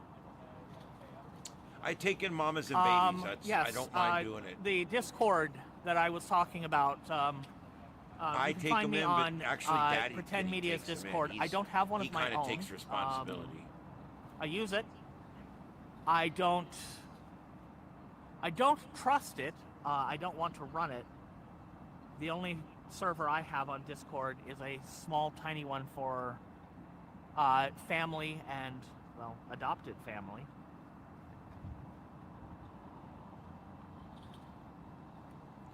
I'm sorry, this guy's a fruitcake. There's not even anybody protesting. Is there 2 people out there? It's hard to tell. So, catching up on chat real quick. Yeah, lots of tacos today. Trump said Trump came out this morning, like I said, and basically promised to nuke Iran this evening. He made, threats earlier that he was going to blow up bridges, power plants, water purification, literally civilian infrastructure. What he threatened was a war crime. The threat is an act of international It's not a war terrorism. crime, moron. God, stupid it's people against just U.S. suck. law. It's against international How many law. people do we have? Let's see. Let's count them. He's already committed multiple war crimes, including the double tap. I just see one. Where you there's 2. There's one that crouching bomb down. a civilian target. It's like crouching school, tiger, hidden protester. Which they could have said was, "Oops, that's a mistake." He's crouching. But then so once they nobody found can out it was see a him. school, they waited half an hour until first responders got there, and then they bombed it again. That is a war crime. And honestly, I sort of believe that there's one punishment that should exist for that. Headlights!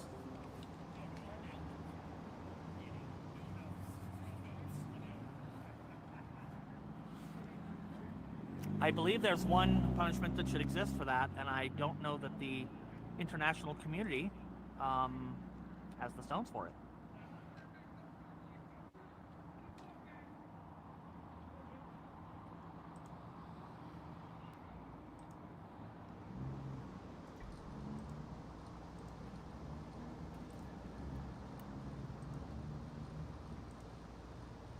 Okay, I'm going to show you So guys I discussed something funny. yesterday that I thought that Congress should offer Since we're talking about Trump the breakfast opportunity cereal, to resign. maybe think of something else here that's really funny. To get him gone with the threat of impeachment.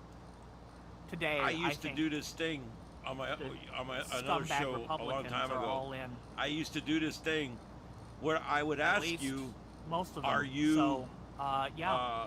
Every are single you Republican dirty? in Congress do you have a tried dirty mind? for And how treason, can you tell if you have a for dirty mind? international terrorism, Well, I'll for tell war you how crimes. you can tell.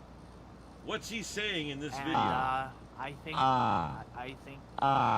there should be punishment for some of those crimes. Tell me. What was he saying? It's funny because your brain can't not hear it. When you're listening to it, admit it. You were hearing it. You heard it. We have come to know that beep as the F word, and your brain sticks it in there. This is a little psychological test I like to do. I've been using that video for 20 years. I had that video, I think, before YouTube had that video. That is just the funniest video. Somebody made that years ago at a TV studio to be funny. The quality's 320. That's how old and bad it is. But that's just a funny-ass video because you know you heard it. You know you did. I don't care. You know you did. Yeah. They're closing PBS. They're closing NPR and all that. And one of the big arguments that all these big leftist liberals say is, without Sesame Street, how is our students going to know their ABCs? And I'm like, well, I have two responses for that. One, why don't we go back to having the public schools do it? I think that's a good idea. Number two, okay, we've been making Sesame Street since 1966 or some shit. We've got thousands of episodes of Sesame Street. And I just checked. The alphabet still hasn't changed. It's the same alphabet we've been using all along. It's the same numbers. 1, 2, 3, 4. It's the same numbers. A, B, C, D. C is for cookie. It's good enough for me. I mean, come on. Right? It's all there.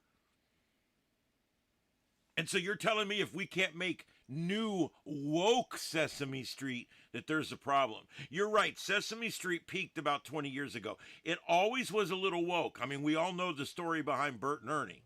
But, roommates. Okay. Anyway, the point is it's always been a little woke, but they went off the deep end just like everywhere else. Oh, shit. I think we might have inbound here. I'm watching on Fox News. No, they might have been showing that from earlier. I wish they would put whether it's live or earlier. Okay, no, this is the earlier one. Disregard. They'll do that, and they didn't put the earlier tag on there, and I hate that.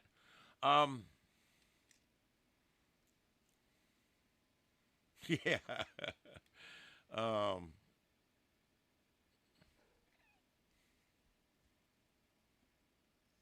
Yeah, that's cool, Dispatch. Don't make it too difficult on yourself. As long as we've got the person's name and then the prediction. But yeah, what you sent me looked really good. Looks great. Oscar the Grouch. He was kind of my favorite, I'll admit, way back then. I liked him, and I also liked Snuffleupagus. Mostly because he was just big and dumb, and I liked his name. And Oscar the Grouch. You know why I liked Oscar the Grouch? Because he was an absolute bitch. Every single day he'd come up, oh, God damn it, what do I say? You know, and it was like every day he was a grumpy old piece of shit. And I'm like, I like that guy. Of all the people on Sesame Street, you got this whole street, Sesame Street. It runs between this road. And anyway, you got this whole street, right? And there's this one asshole that's a real grouch. And I seem to always, relate to that guy. And there was another one, Snuffleupagus. They were always giving him a hard time. I kind of related to him, too.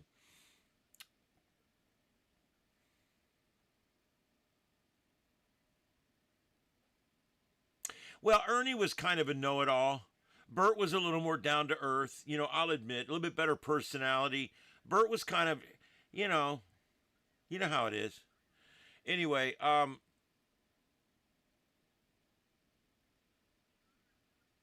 maybe it was the other way around. I was thinking the same thing while I'm saying that. I'm like, which was Bert and which was Ernie? Anyway, the name Ernie means on the left. It probably does. Mr. Rogers, yeah. They have done some really screwed up AI with Mr. Rogers. He's up there rapping with P. Diddy and shit. I mean, it's some messed up stuff. Mr. Snuffleupagus. Yeah. Anytime I hear that asshole Stephanopoulos, I always think that I always think of Snuffleupagus because their names are similar. Yeah, it was a long time ago.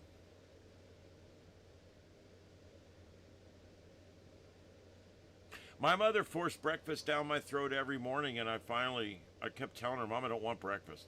You got to eat breakfast. I don't want breakfast. You got to. Finally, ninth grade comes around, and my school started, instead of starting at 9:40, like my middle school did, my high school started at 10:02 a.m. I had to be in my seat in homeroom at 7:02 a.m. 7:02 a.m., which meant I had to get up at 5:20 in the morning. Absolutely ridiculous. It's still ridiculous to this day how early they make people get up for high school. I used to just absolutely hate it. And once I got into high school, you know, and everybody was getting up earlier and earlier. Here I am getting up before my dad gets up to go to work. It was bullshit.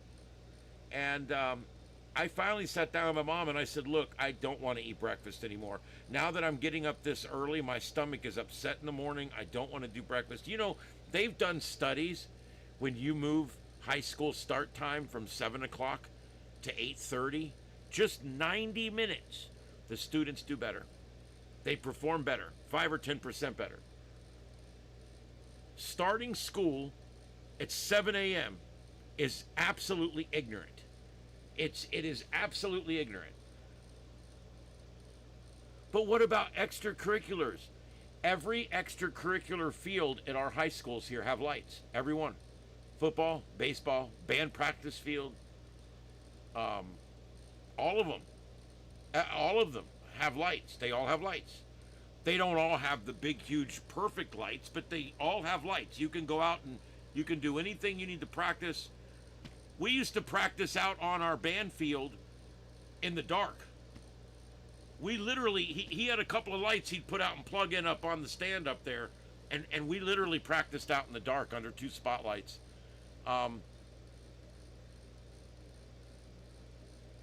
Paddington Bear, yes I do.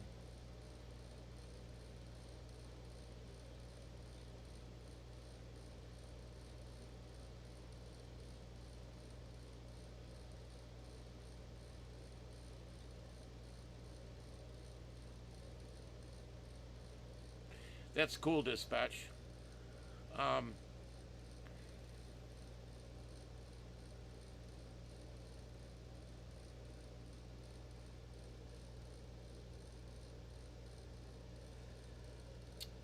Romper Room, the electric company. I don't remember those two. I do remember Captain Kangaroo and what was his name, Mr. Green Jeans or some shit.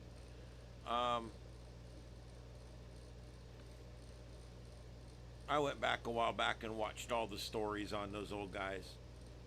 Weren't those good, Mama?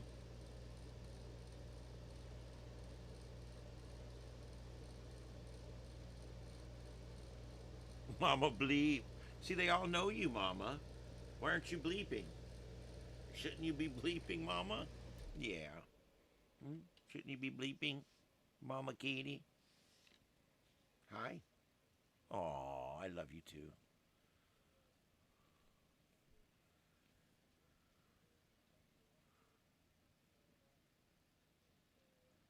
Over there on Sarnet, just talking away. There's this one really annoying guy on Sarnet. He's always on there. God, Jesus, just go find something to do with your life.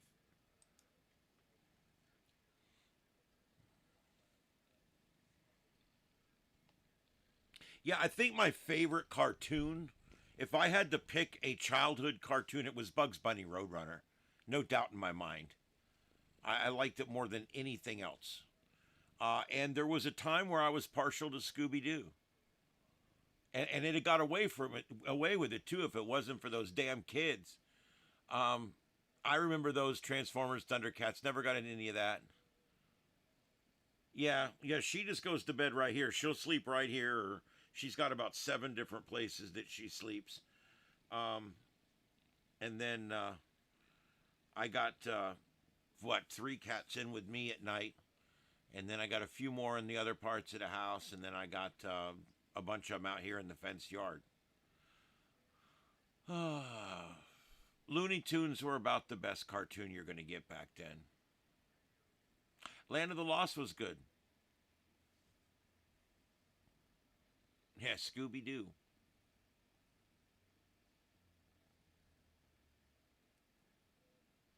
Yeah, should I have got away with it too if it wasn't for those damn kids? Anyway, I think they said that after every single one.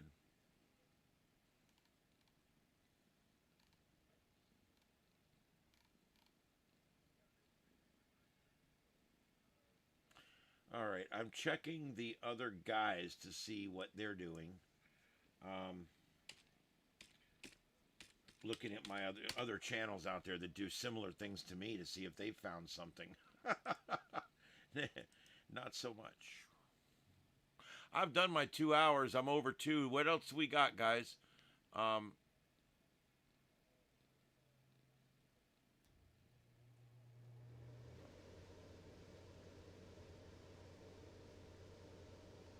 Yeah, even when I was a kid, I was into more like sci-fi. I was not into like Spider-Man or you know, all these cartoons. I just wasn't me. When I was literally 9 or 10 years old, I wanted to see Star Trek Space 1999, and eventually Battlestar Galactica. Those were, you know, regular live action sci-fi. That even when I was 10 years old, that's what I wanted to watch. Muppet Babies, the Slee Stacks. Yes, they were kind of the bad guys.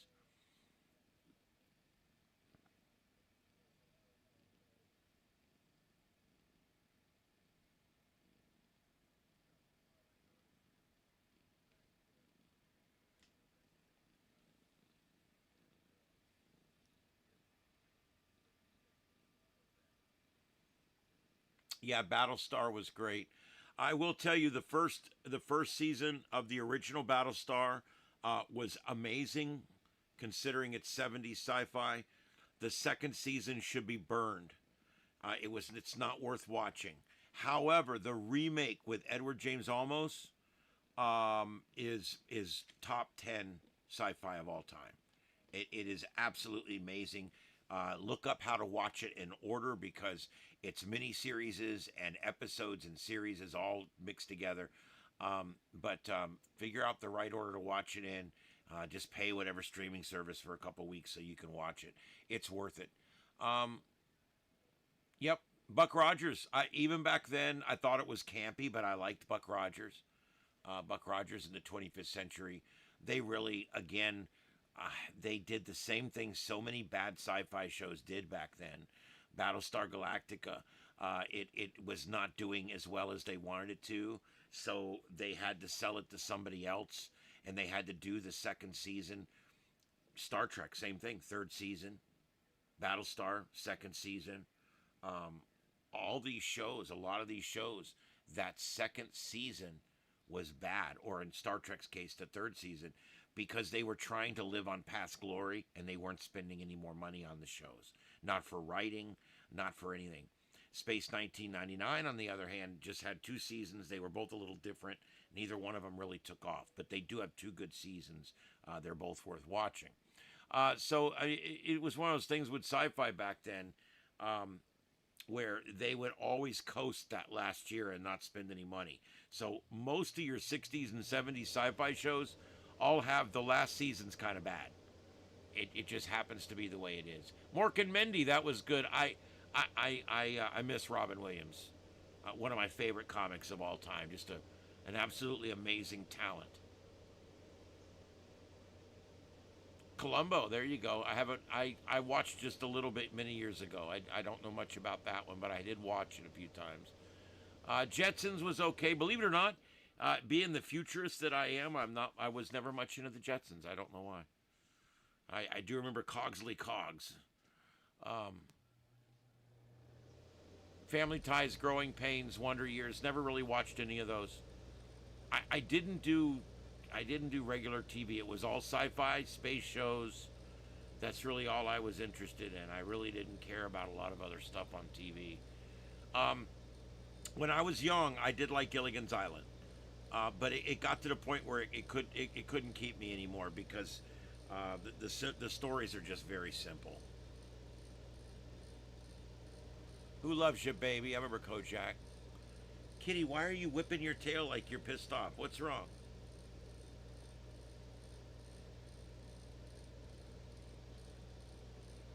When she starts whipping her tail, I tuck it up underneath her. She hates that. Now what are you going to do? I just took your free speech away. Now you can't express yourself. I know, cats have free speech too. I get it. I believe it. I know. Oh my goodness. Look at this little thing.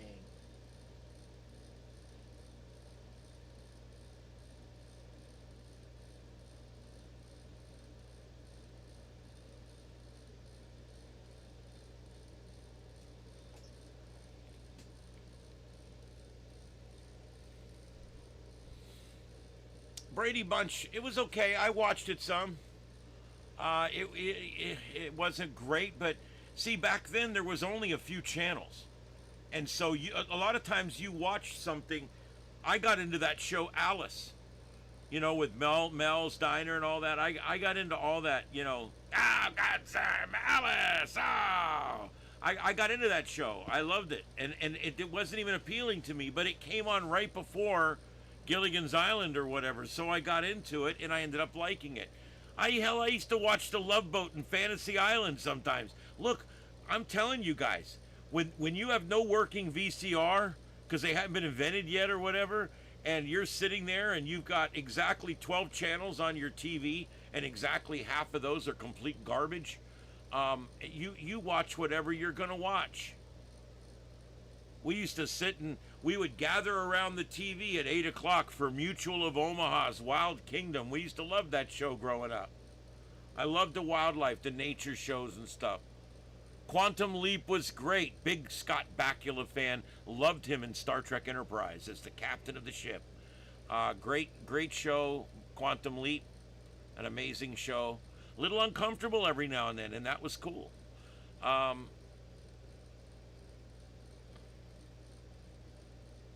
I did want to mention one thing about the Artemis crew earlier. They did something earlier that was a little interesting. They had a ship-to-ship conversation with the International Space Station.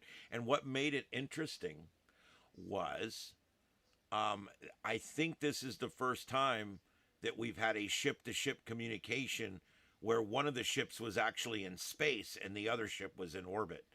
I think all the other ship-to-ship communications that we've had were either around and on the moon or around Earth. But we've never actually had a conversation where one ship is out between the moon and the Earth and the other ship's in orbit. Anyway, I thought it was kind of cool. They had a ship-to-ship communication. And, of course, nobody ever answered my question. My question was, what frequency are they using? And are they on simplex? Or are they using Earth as a repeater? They probably have a repeater either on Earth or on an Earth-based satellite, an Earth satellite.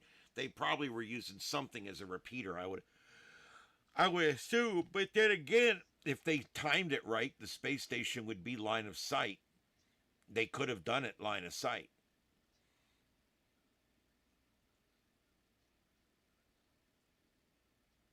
Oh, that's cool. Good luck finding a place to play that Betamax. Betamax was actually a better format than VHS, but you know how it is. We got, as a society, we picked the wrong one. People liked the VHS because it had extra recording time. Remember, the Betamax was good for an hour and a half. Most movies are an hour and 45 minutes. And that fact right there is what killed Betamax. That's why we ended up with VHS. Because VHS would do 2 hours at high definition, 4 hours at medium, and 6 hours on super long play, or SLP. All right. Yeah, there you go. That bozo the clown. You can't win with that guy.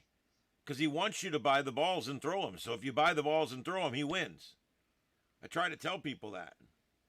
Now I'm going to put him in that water. That water's warm. I know it's 42 degrees outside. I'm going to put him in that water. He don't care. That water's warm. He's cold right now. But if you drop him down in that nice warm water, he actually wants that. You guys don't get it. It's like you don't get it.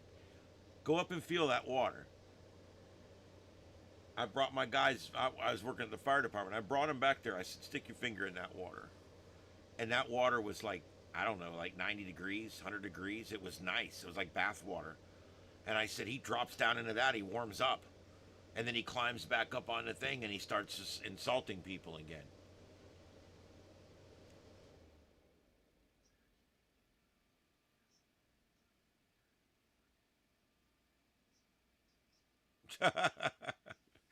That's funny, Valkyrie. Circa 1978. In 78, I was 9.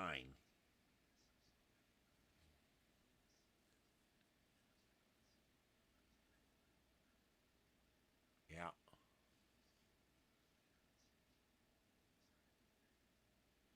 All right.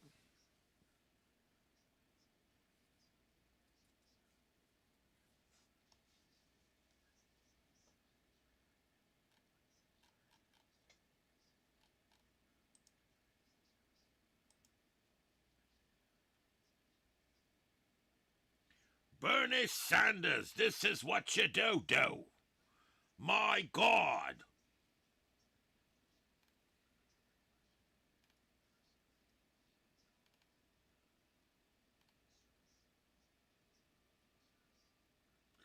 Somebody asked me the other day, do you think Bernie Sanders is going to run for president again? I said, he's so old, he's going to run for God. I mean, come on. This is what you do. He's a real piece of work. I always wondered about him. It's like he's just such a just typical socialist. That is a low blow. Yes, I know. That clip is so old he don't even sound like he does anymore. He sounds like an old man now. This is what you do.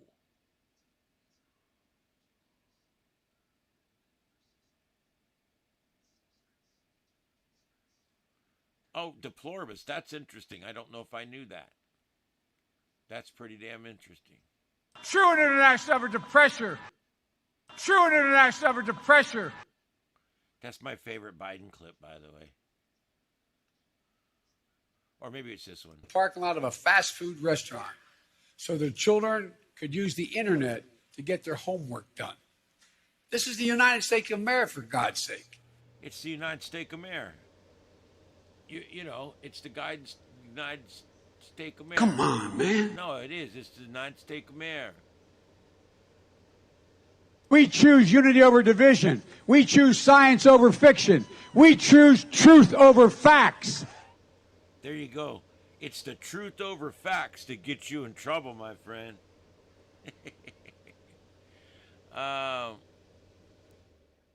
Well, I'm a little burned out on politics, but that's what the news is right now. I cover Artemis. I cover everything else too. But politics is what it is, so I cover it. I decided a while back I'm not going to shy away from any discussion. So if you guys want to talk about something else, just throw it in the chat room. I've been taking about half my direction tonight from you guys. So,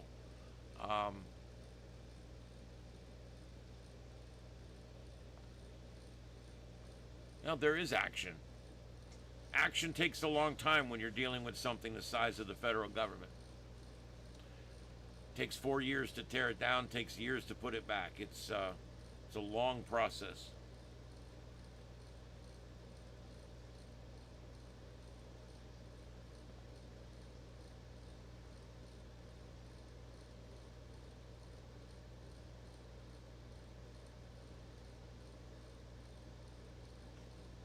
Oh, well, SRP Valkyrie, if you want to let us know about your podcast, that's cool. Put your channel in there, and we'll send people that way. Yep. I'm tired of the left, too. Trust me, I am. And sometimes I even get tired of talking about them. I will admit they're the gift that keeps on giving for anybody like me. I have no idea. There is one movie out right now. What is it, like Last Chance or something? It's a movie about one guy that goes to space to save the planet. I don't know what it's called. I saw the poster for it at the mall. We were walking around, and I said, you know, that looks like it might be a good movie. And then I went back and looked it up, and sure enough, it's doing really good at the theaters. And so I'm looking forward to seeing that one.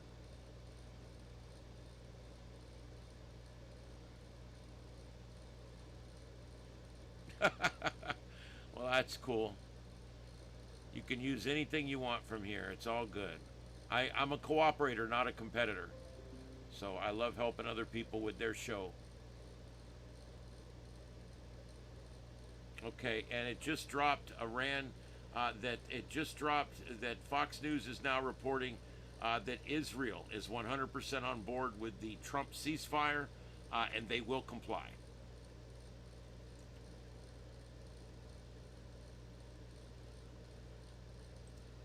Pope Leo, he had to get his 2 cents in there.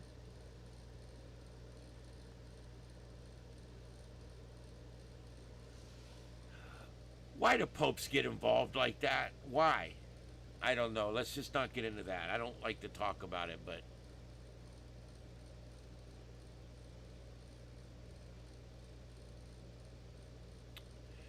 that's cool. No, even if you do the same thing, as long as we're not doing it all at the same time, I'm fine. I like to help people. I even plug other channels that do the same thing I do. I talk about Portland Andy sometimes and some of these guys. I don't care. Because you know what? I'm not a hard competitor like that. I'd much rather help people and keep the karma good and work with everybody. And I find that I find cooperating to be much more fun for me. Yeah, yeah. You were born in California. Cool. I have a love-hate a mile long with California. I think it's probably the most beautiful state in the union. It's got some of the most diverse climates. It's got amazing things. It's one of the few places on earth where you can have almost every kind of natural disaster, but the percentages are all pretty low. And it's a fairly good place to live, the occasional bad earthquake, but it's a great place to live. It's like you can get tornadoes, but you generally don't. You can get hurricanes, but you generally don't. You can get really severe floods, but you generally don't. It's a great place to live. And other than the politics and the finances, they're billions and billions, hundreds of billions in debt. And the homeless population's rampant. They've invited every illegal in the entire world to come there, and criminals and everybody else, and it's just a terrible place now. Unfortunately, I feel bad about it. The whole left coast is just some of the most beautiful parts of our country, and I feel like it's all behind enemy lines now. Yeah.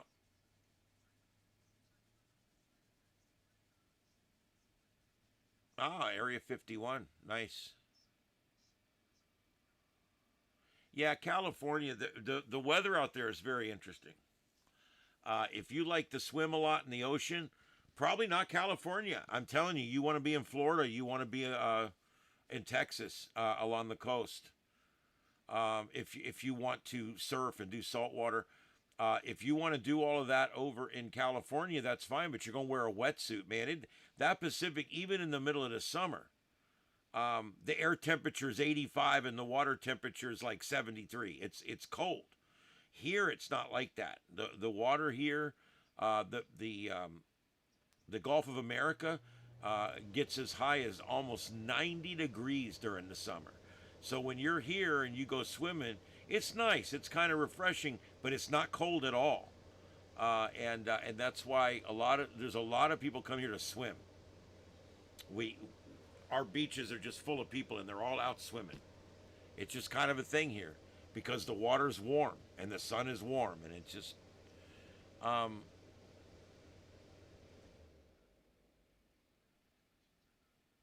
Yeah.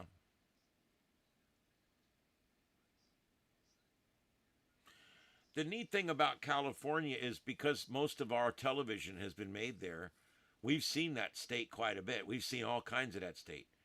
MASH was shot in those mountains. They've got some mountains there that looks very similar to the mountains in Korea.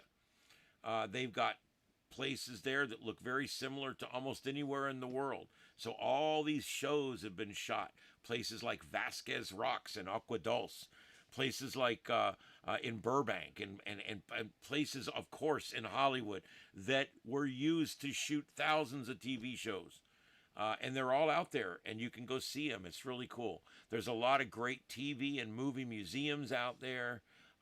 There's just so many really cool things in California, and I just don't want to go there. I was going to Vegas right before COVID. We were saving up for Vegas, and we had already made tentative plans. We were going out there for the Star Trek convention, and one of the days we were going to rent a car and drive to Agua Dulce so we could see Vasquez Rocks. And I was just going to dip into California, see the rocks, and get right the hell back out before anybody knows I'm there. All alien planets look like California. That's true. Many wars were fought there too, except they weren't. Oh my God, you'd be surprised parts of California look just like the jungles of Vietnam. Parts of California look just like the alien landscape on Mars, or they look just like SETI Alpha 5. It is amazing because like we say, all that stuff was shot there.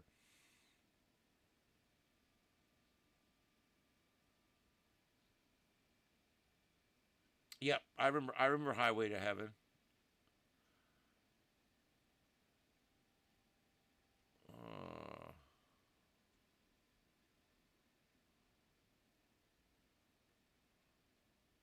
That's cool.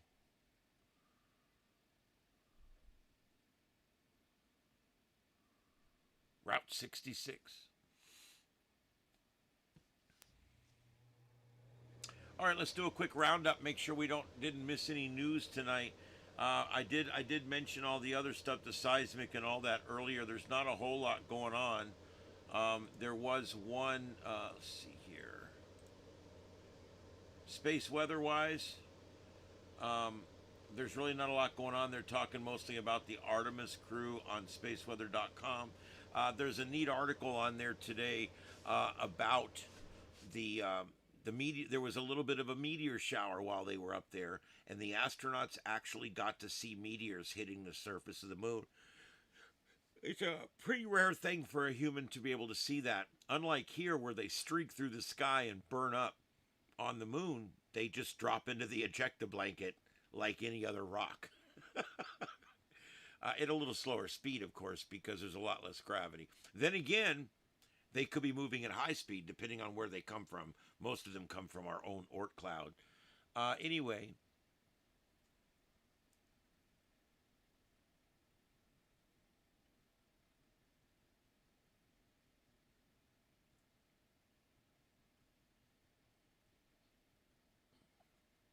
No, I don't get those ads. I get some woman that does geography or something. Yeah.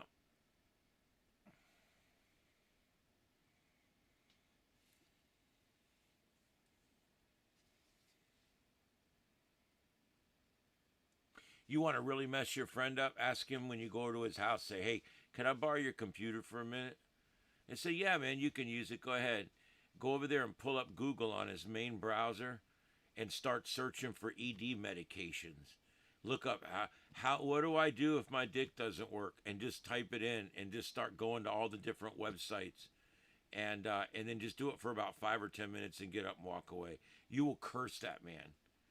You will curse him now for the next year. Every ad that pops up will be about his dick. It's pretty funny.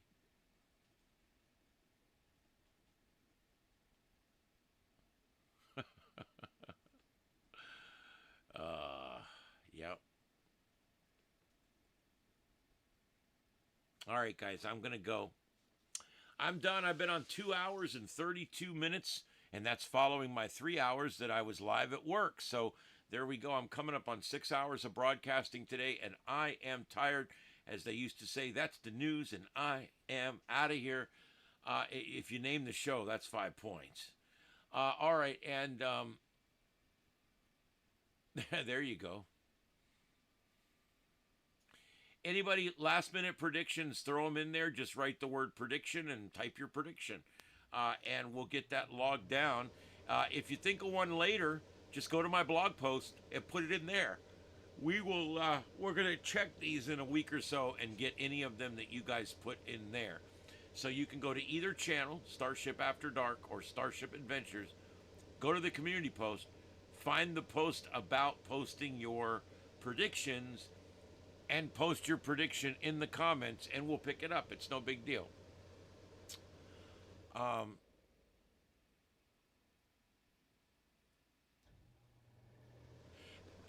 Snow Baby, that's the problem. The one thing that these never Trumpers or these Trump is the Antichrist, Trump is Hitler, one thing that these people all have in common is they generally don't practice rational thought. That's true. And they also don't seem to be able to look up or process facts. They can't think of things deeply enough to actually see them for what they are. And all they end up really knowing about the world is what their friend on Facebook told them, or what that TikTok video said, or what that YouTube guy said. That's really all they know, because they don't know how to research. Now, we all know research, you just go to Grok or something and type it in. Maybe do a couple of them if you want to make sure you don't get something too biased. Google and Chat are very Google, ChatGPT, and Google, both very biased. Grok, more down the middle. But find one that works for you. Put it in. Do your research, man. Check. You don't even have to do the hard research anymore. Have AI do it, but make sure you do it and double check it and make sure that you know what you're talking about. These people don't know what they're talking about. That's why they're so confused. Look, if they were reasonable and they understood what was going on and they could see it deeply, then they wouldn't be all cockamamie on their ideas like this. They have arrested development. They're easily influenced. That's correct. And because of that, they fall for what these snake oil salesmen lefties tell them.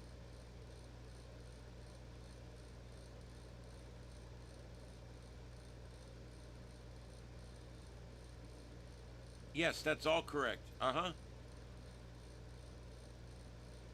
Arrested Development on cassette. There you go. That was a movie, wasn't it? Or was it? Yeah, I think it was. Anyway. All right, so that's what we've got, guys. I'm going to go ahead and let you go. Now, I did make a song about the Artemis guys, and I'm going to play it for you right now, and then I'll play the closer, sign off, and we'll be done for the night. I hope everybody has a good one out there. I'm going to play the other version. I have two versions of it. This is version 2. I will be adding these to the music folder and to the pile-up radio over on Starship Adventures, so you'll be able to hear it on the radio over there. You'll also be able to hear it anytime you want. You can download it and keep it from our music folder. All right, so there you go.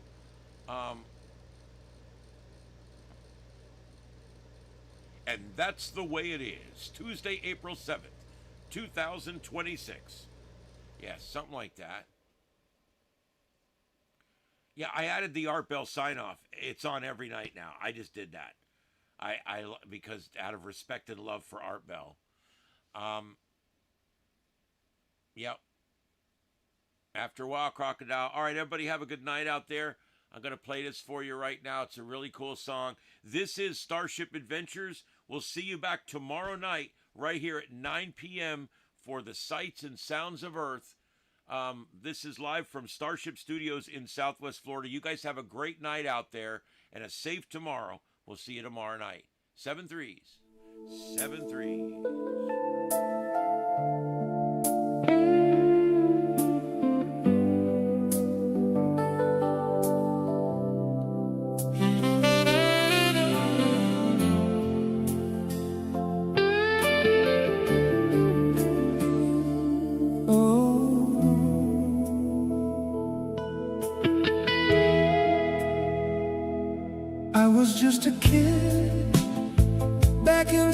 tonight. Sat on the floor with my eyes on the screen so wide. Watch those men in white suits take that giant leap, and something deep inside me swore I'd never lose that dream. Now here we are, all these years gone by, but America's still reaching for that same blue sky. Orion's rolling, 4 brave souls inside, headed where no one's been, and since Apollo said goodbye, we're going back to the moon, back where we belong, carrying the fire, singing freedom song, from the red to Texas to the Florida shore. We never stopped dreaming, we just wanted more. The east is rising, hear the engines roar. America's returning to that distant shore. We're going back to the moon, hand in hand with pride. The greatest nation on earth is taking back the sky. They said it couldn't be done, said we lost our way, but look at us now, we're flying higher every day. For Americans cutting through the black, Reed, Victor, Christina, and Jeremy leading us back. They slipped behind the moon, lost every voice on earth. 45 minutes of silence, then they proved their worth. Came out the other side with a smile and a prayer. Took pictures of our home that no one else could share. We're going back to the moon, back where we belong, carrying the fire, singing freedom song, from the red dirt of Texas to the Florida shore. We never stopped dreaming, we just wanted more. The mist is rising, hear the engines roar. America's returning to that distant shore. We're going back to the moon, hand in hand with pride. The greatest nation on earth is taking back the sky. Some say we're too divided, say we've lost our spark, but when America aims for the heavens, we still hit the mark.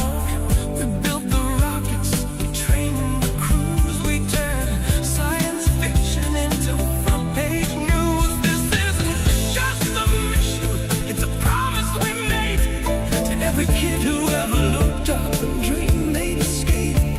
We're showing the world what American can do when we pull together and we see it through. And the cynics keep talking,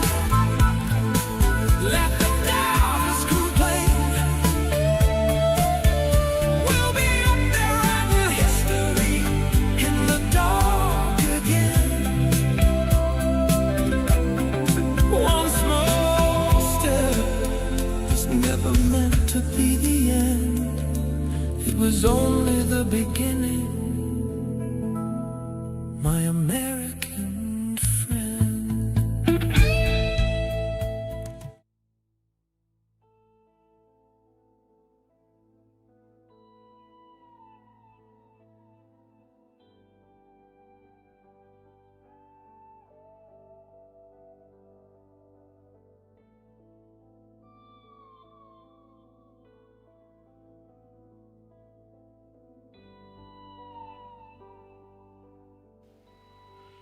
This is the YouTube channel Starship Adventures, broadcasting live from Starship Studios in North Fort Myers, Florida, in the United States of America.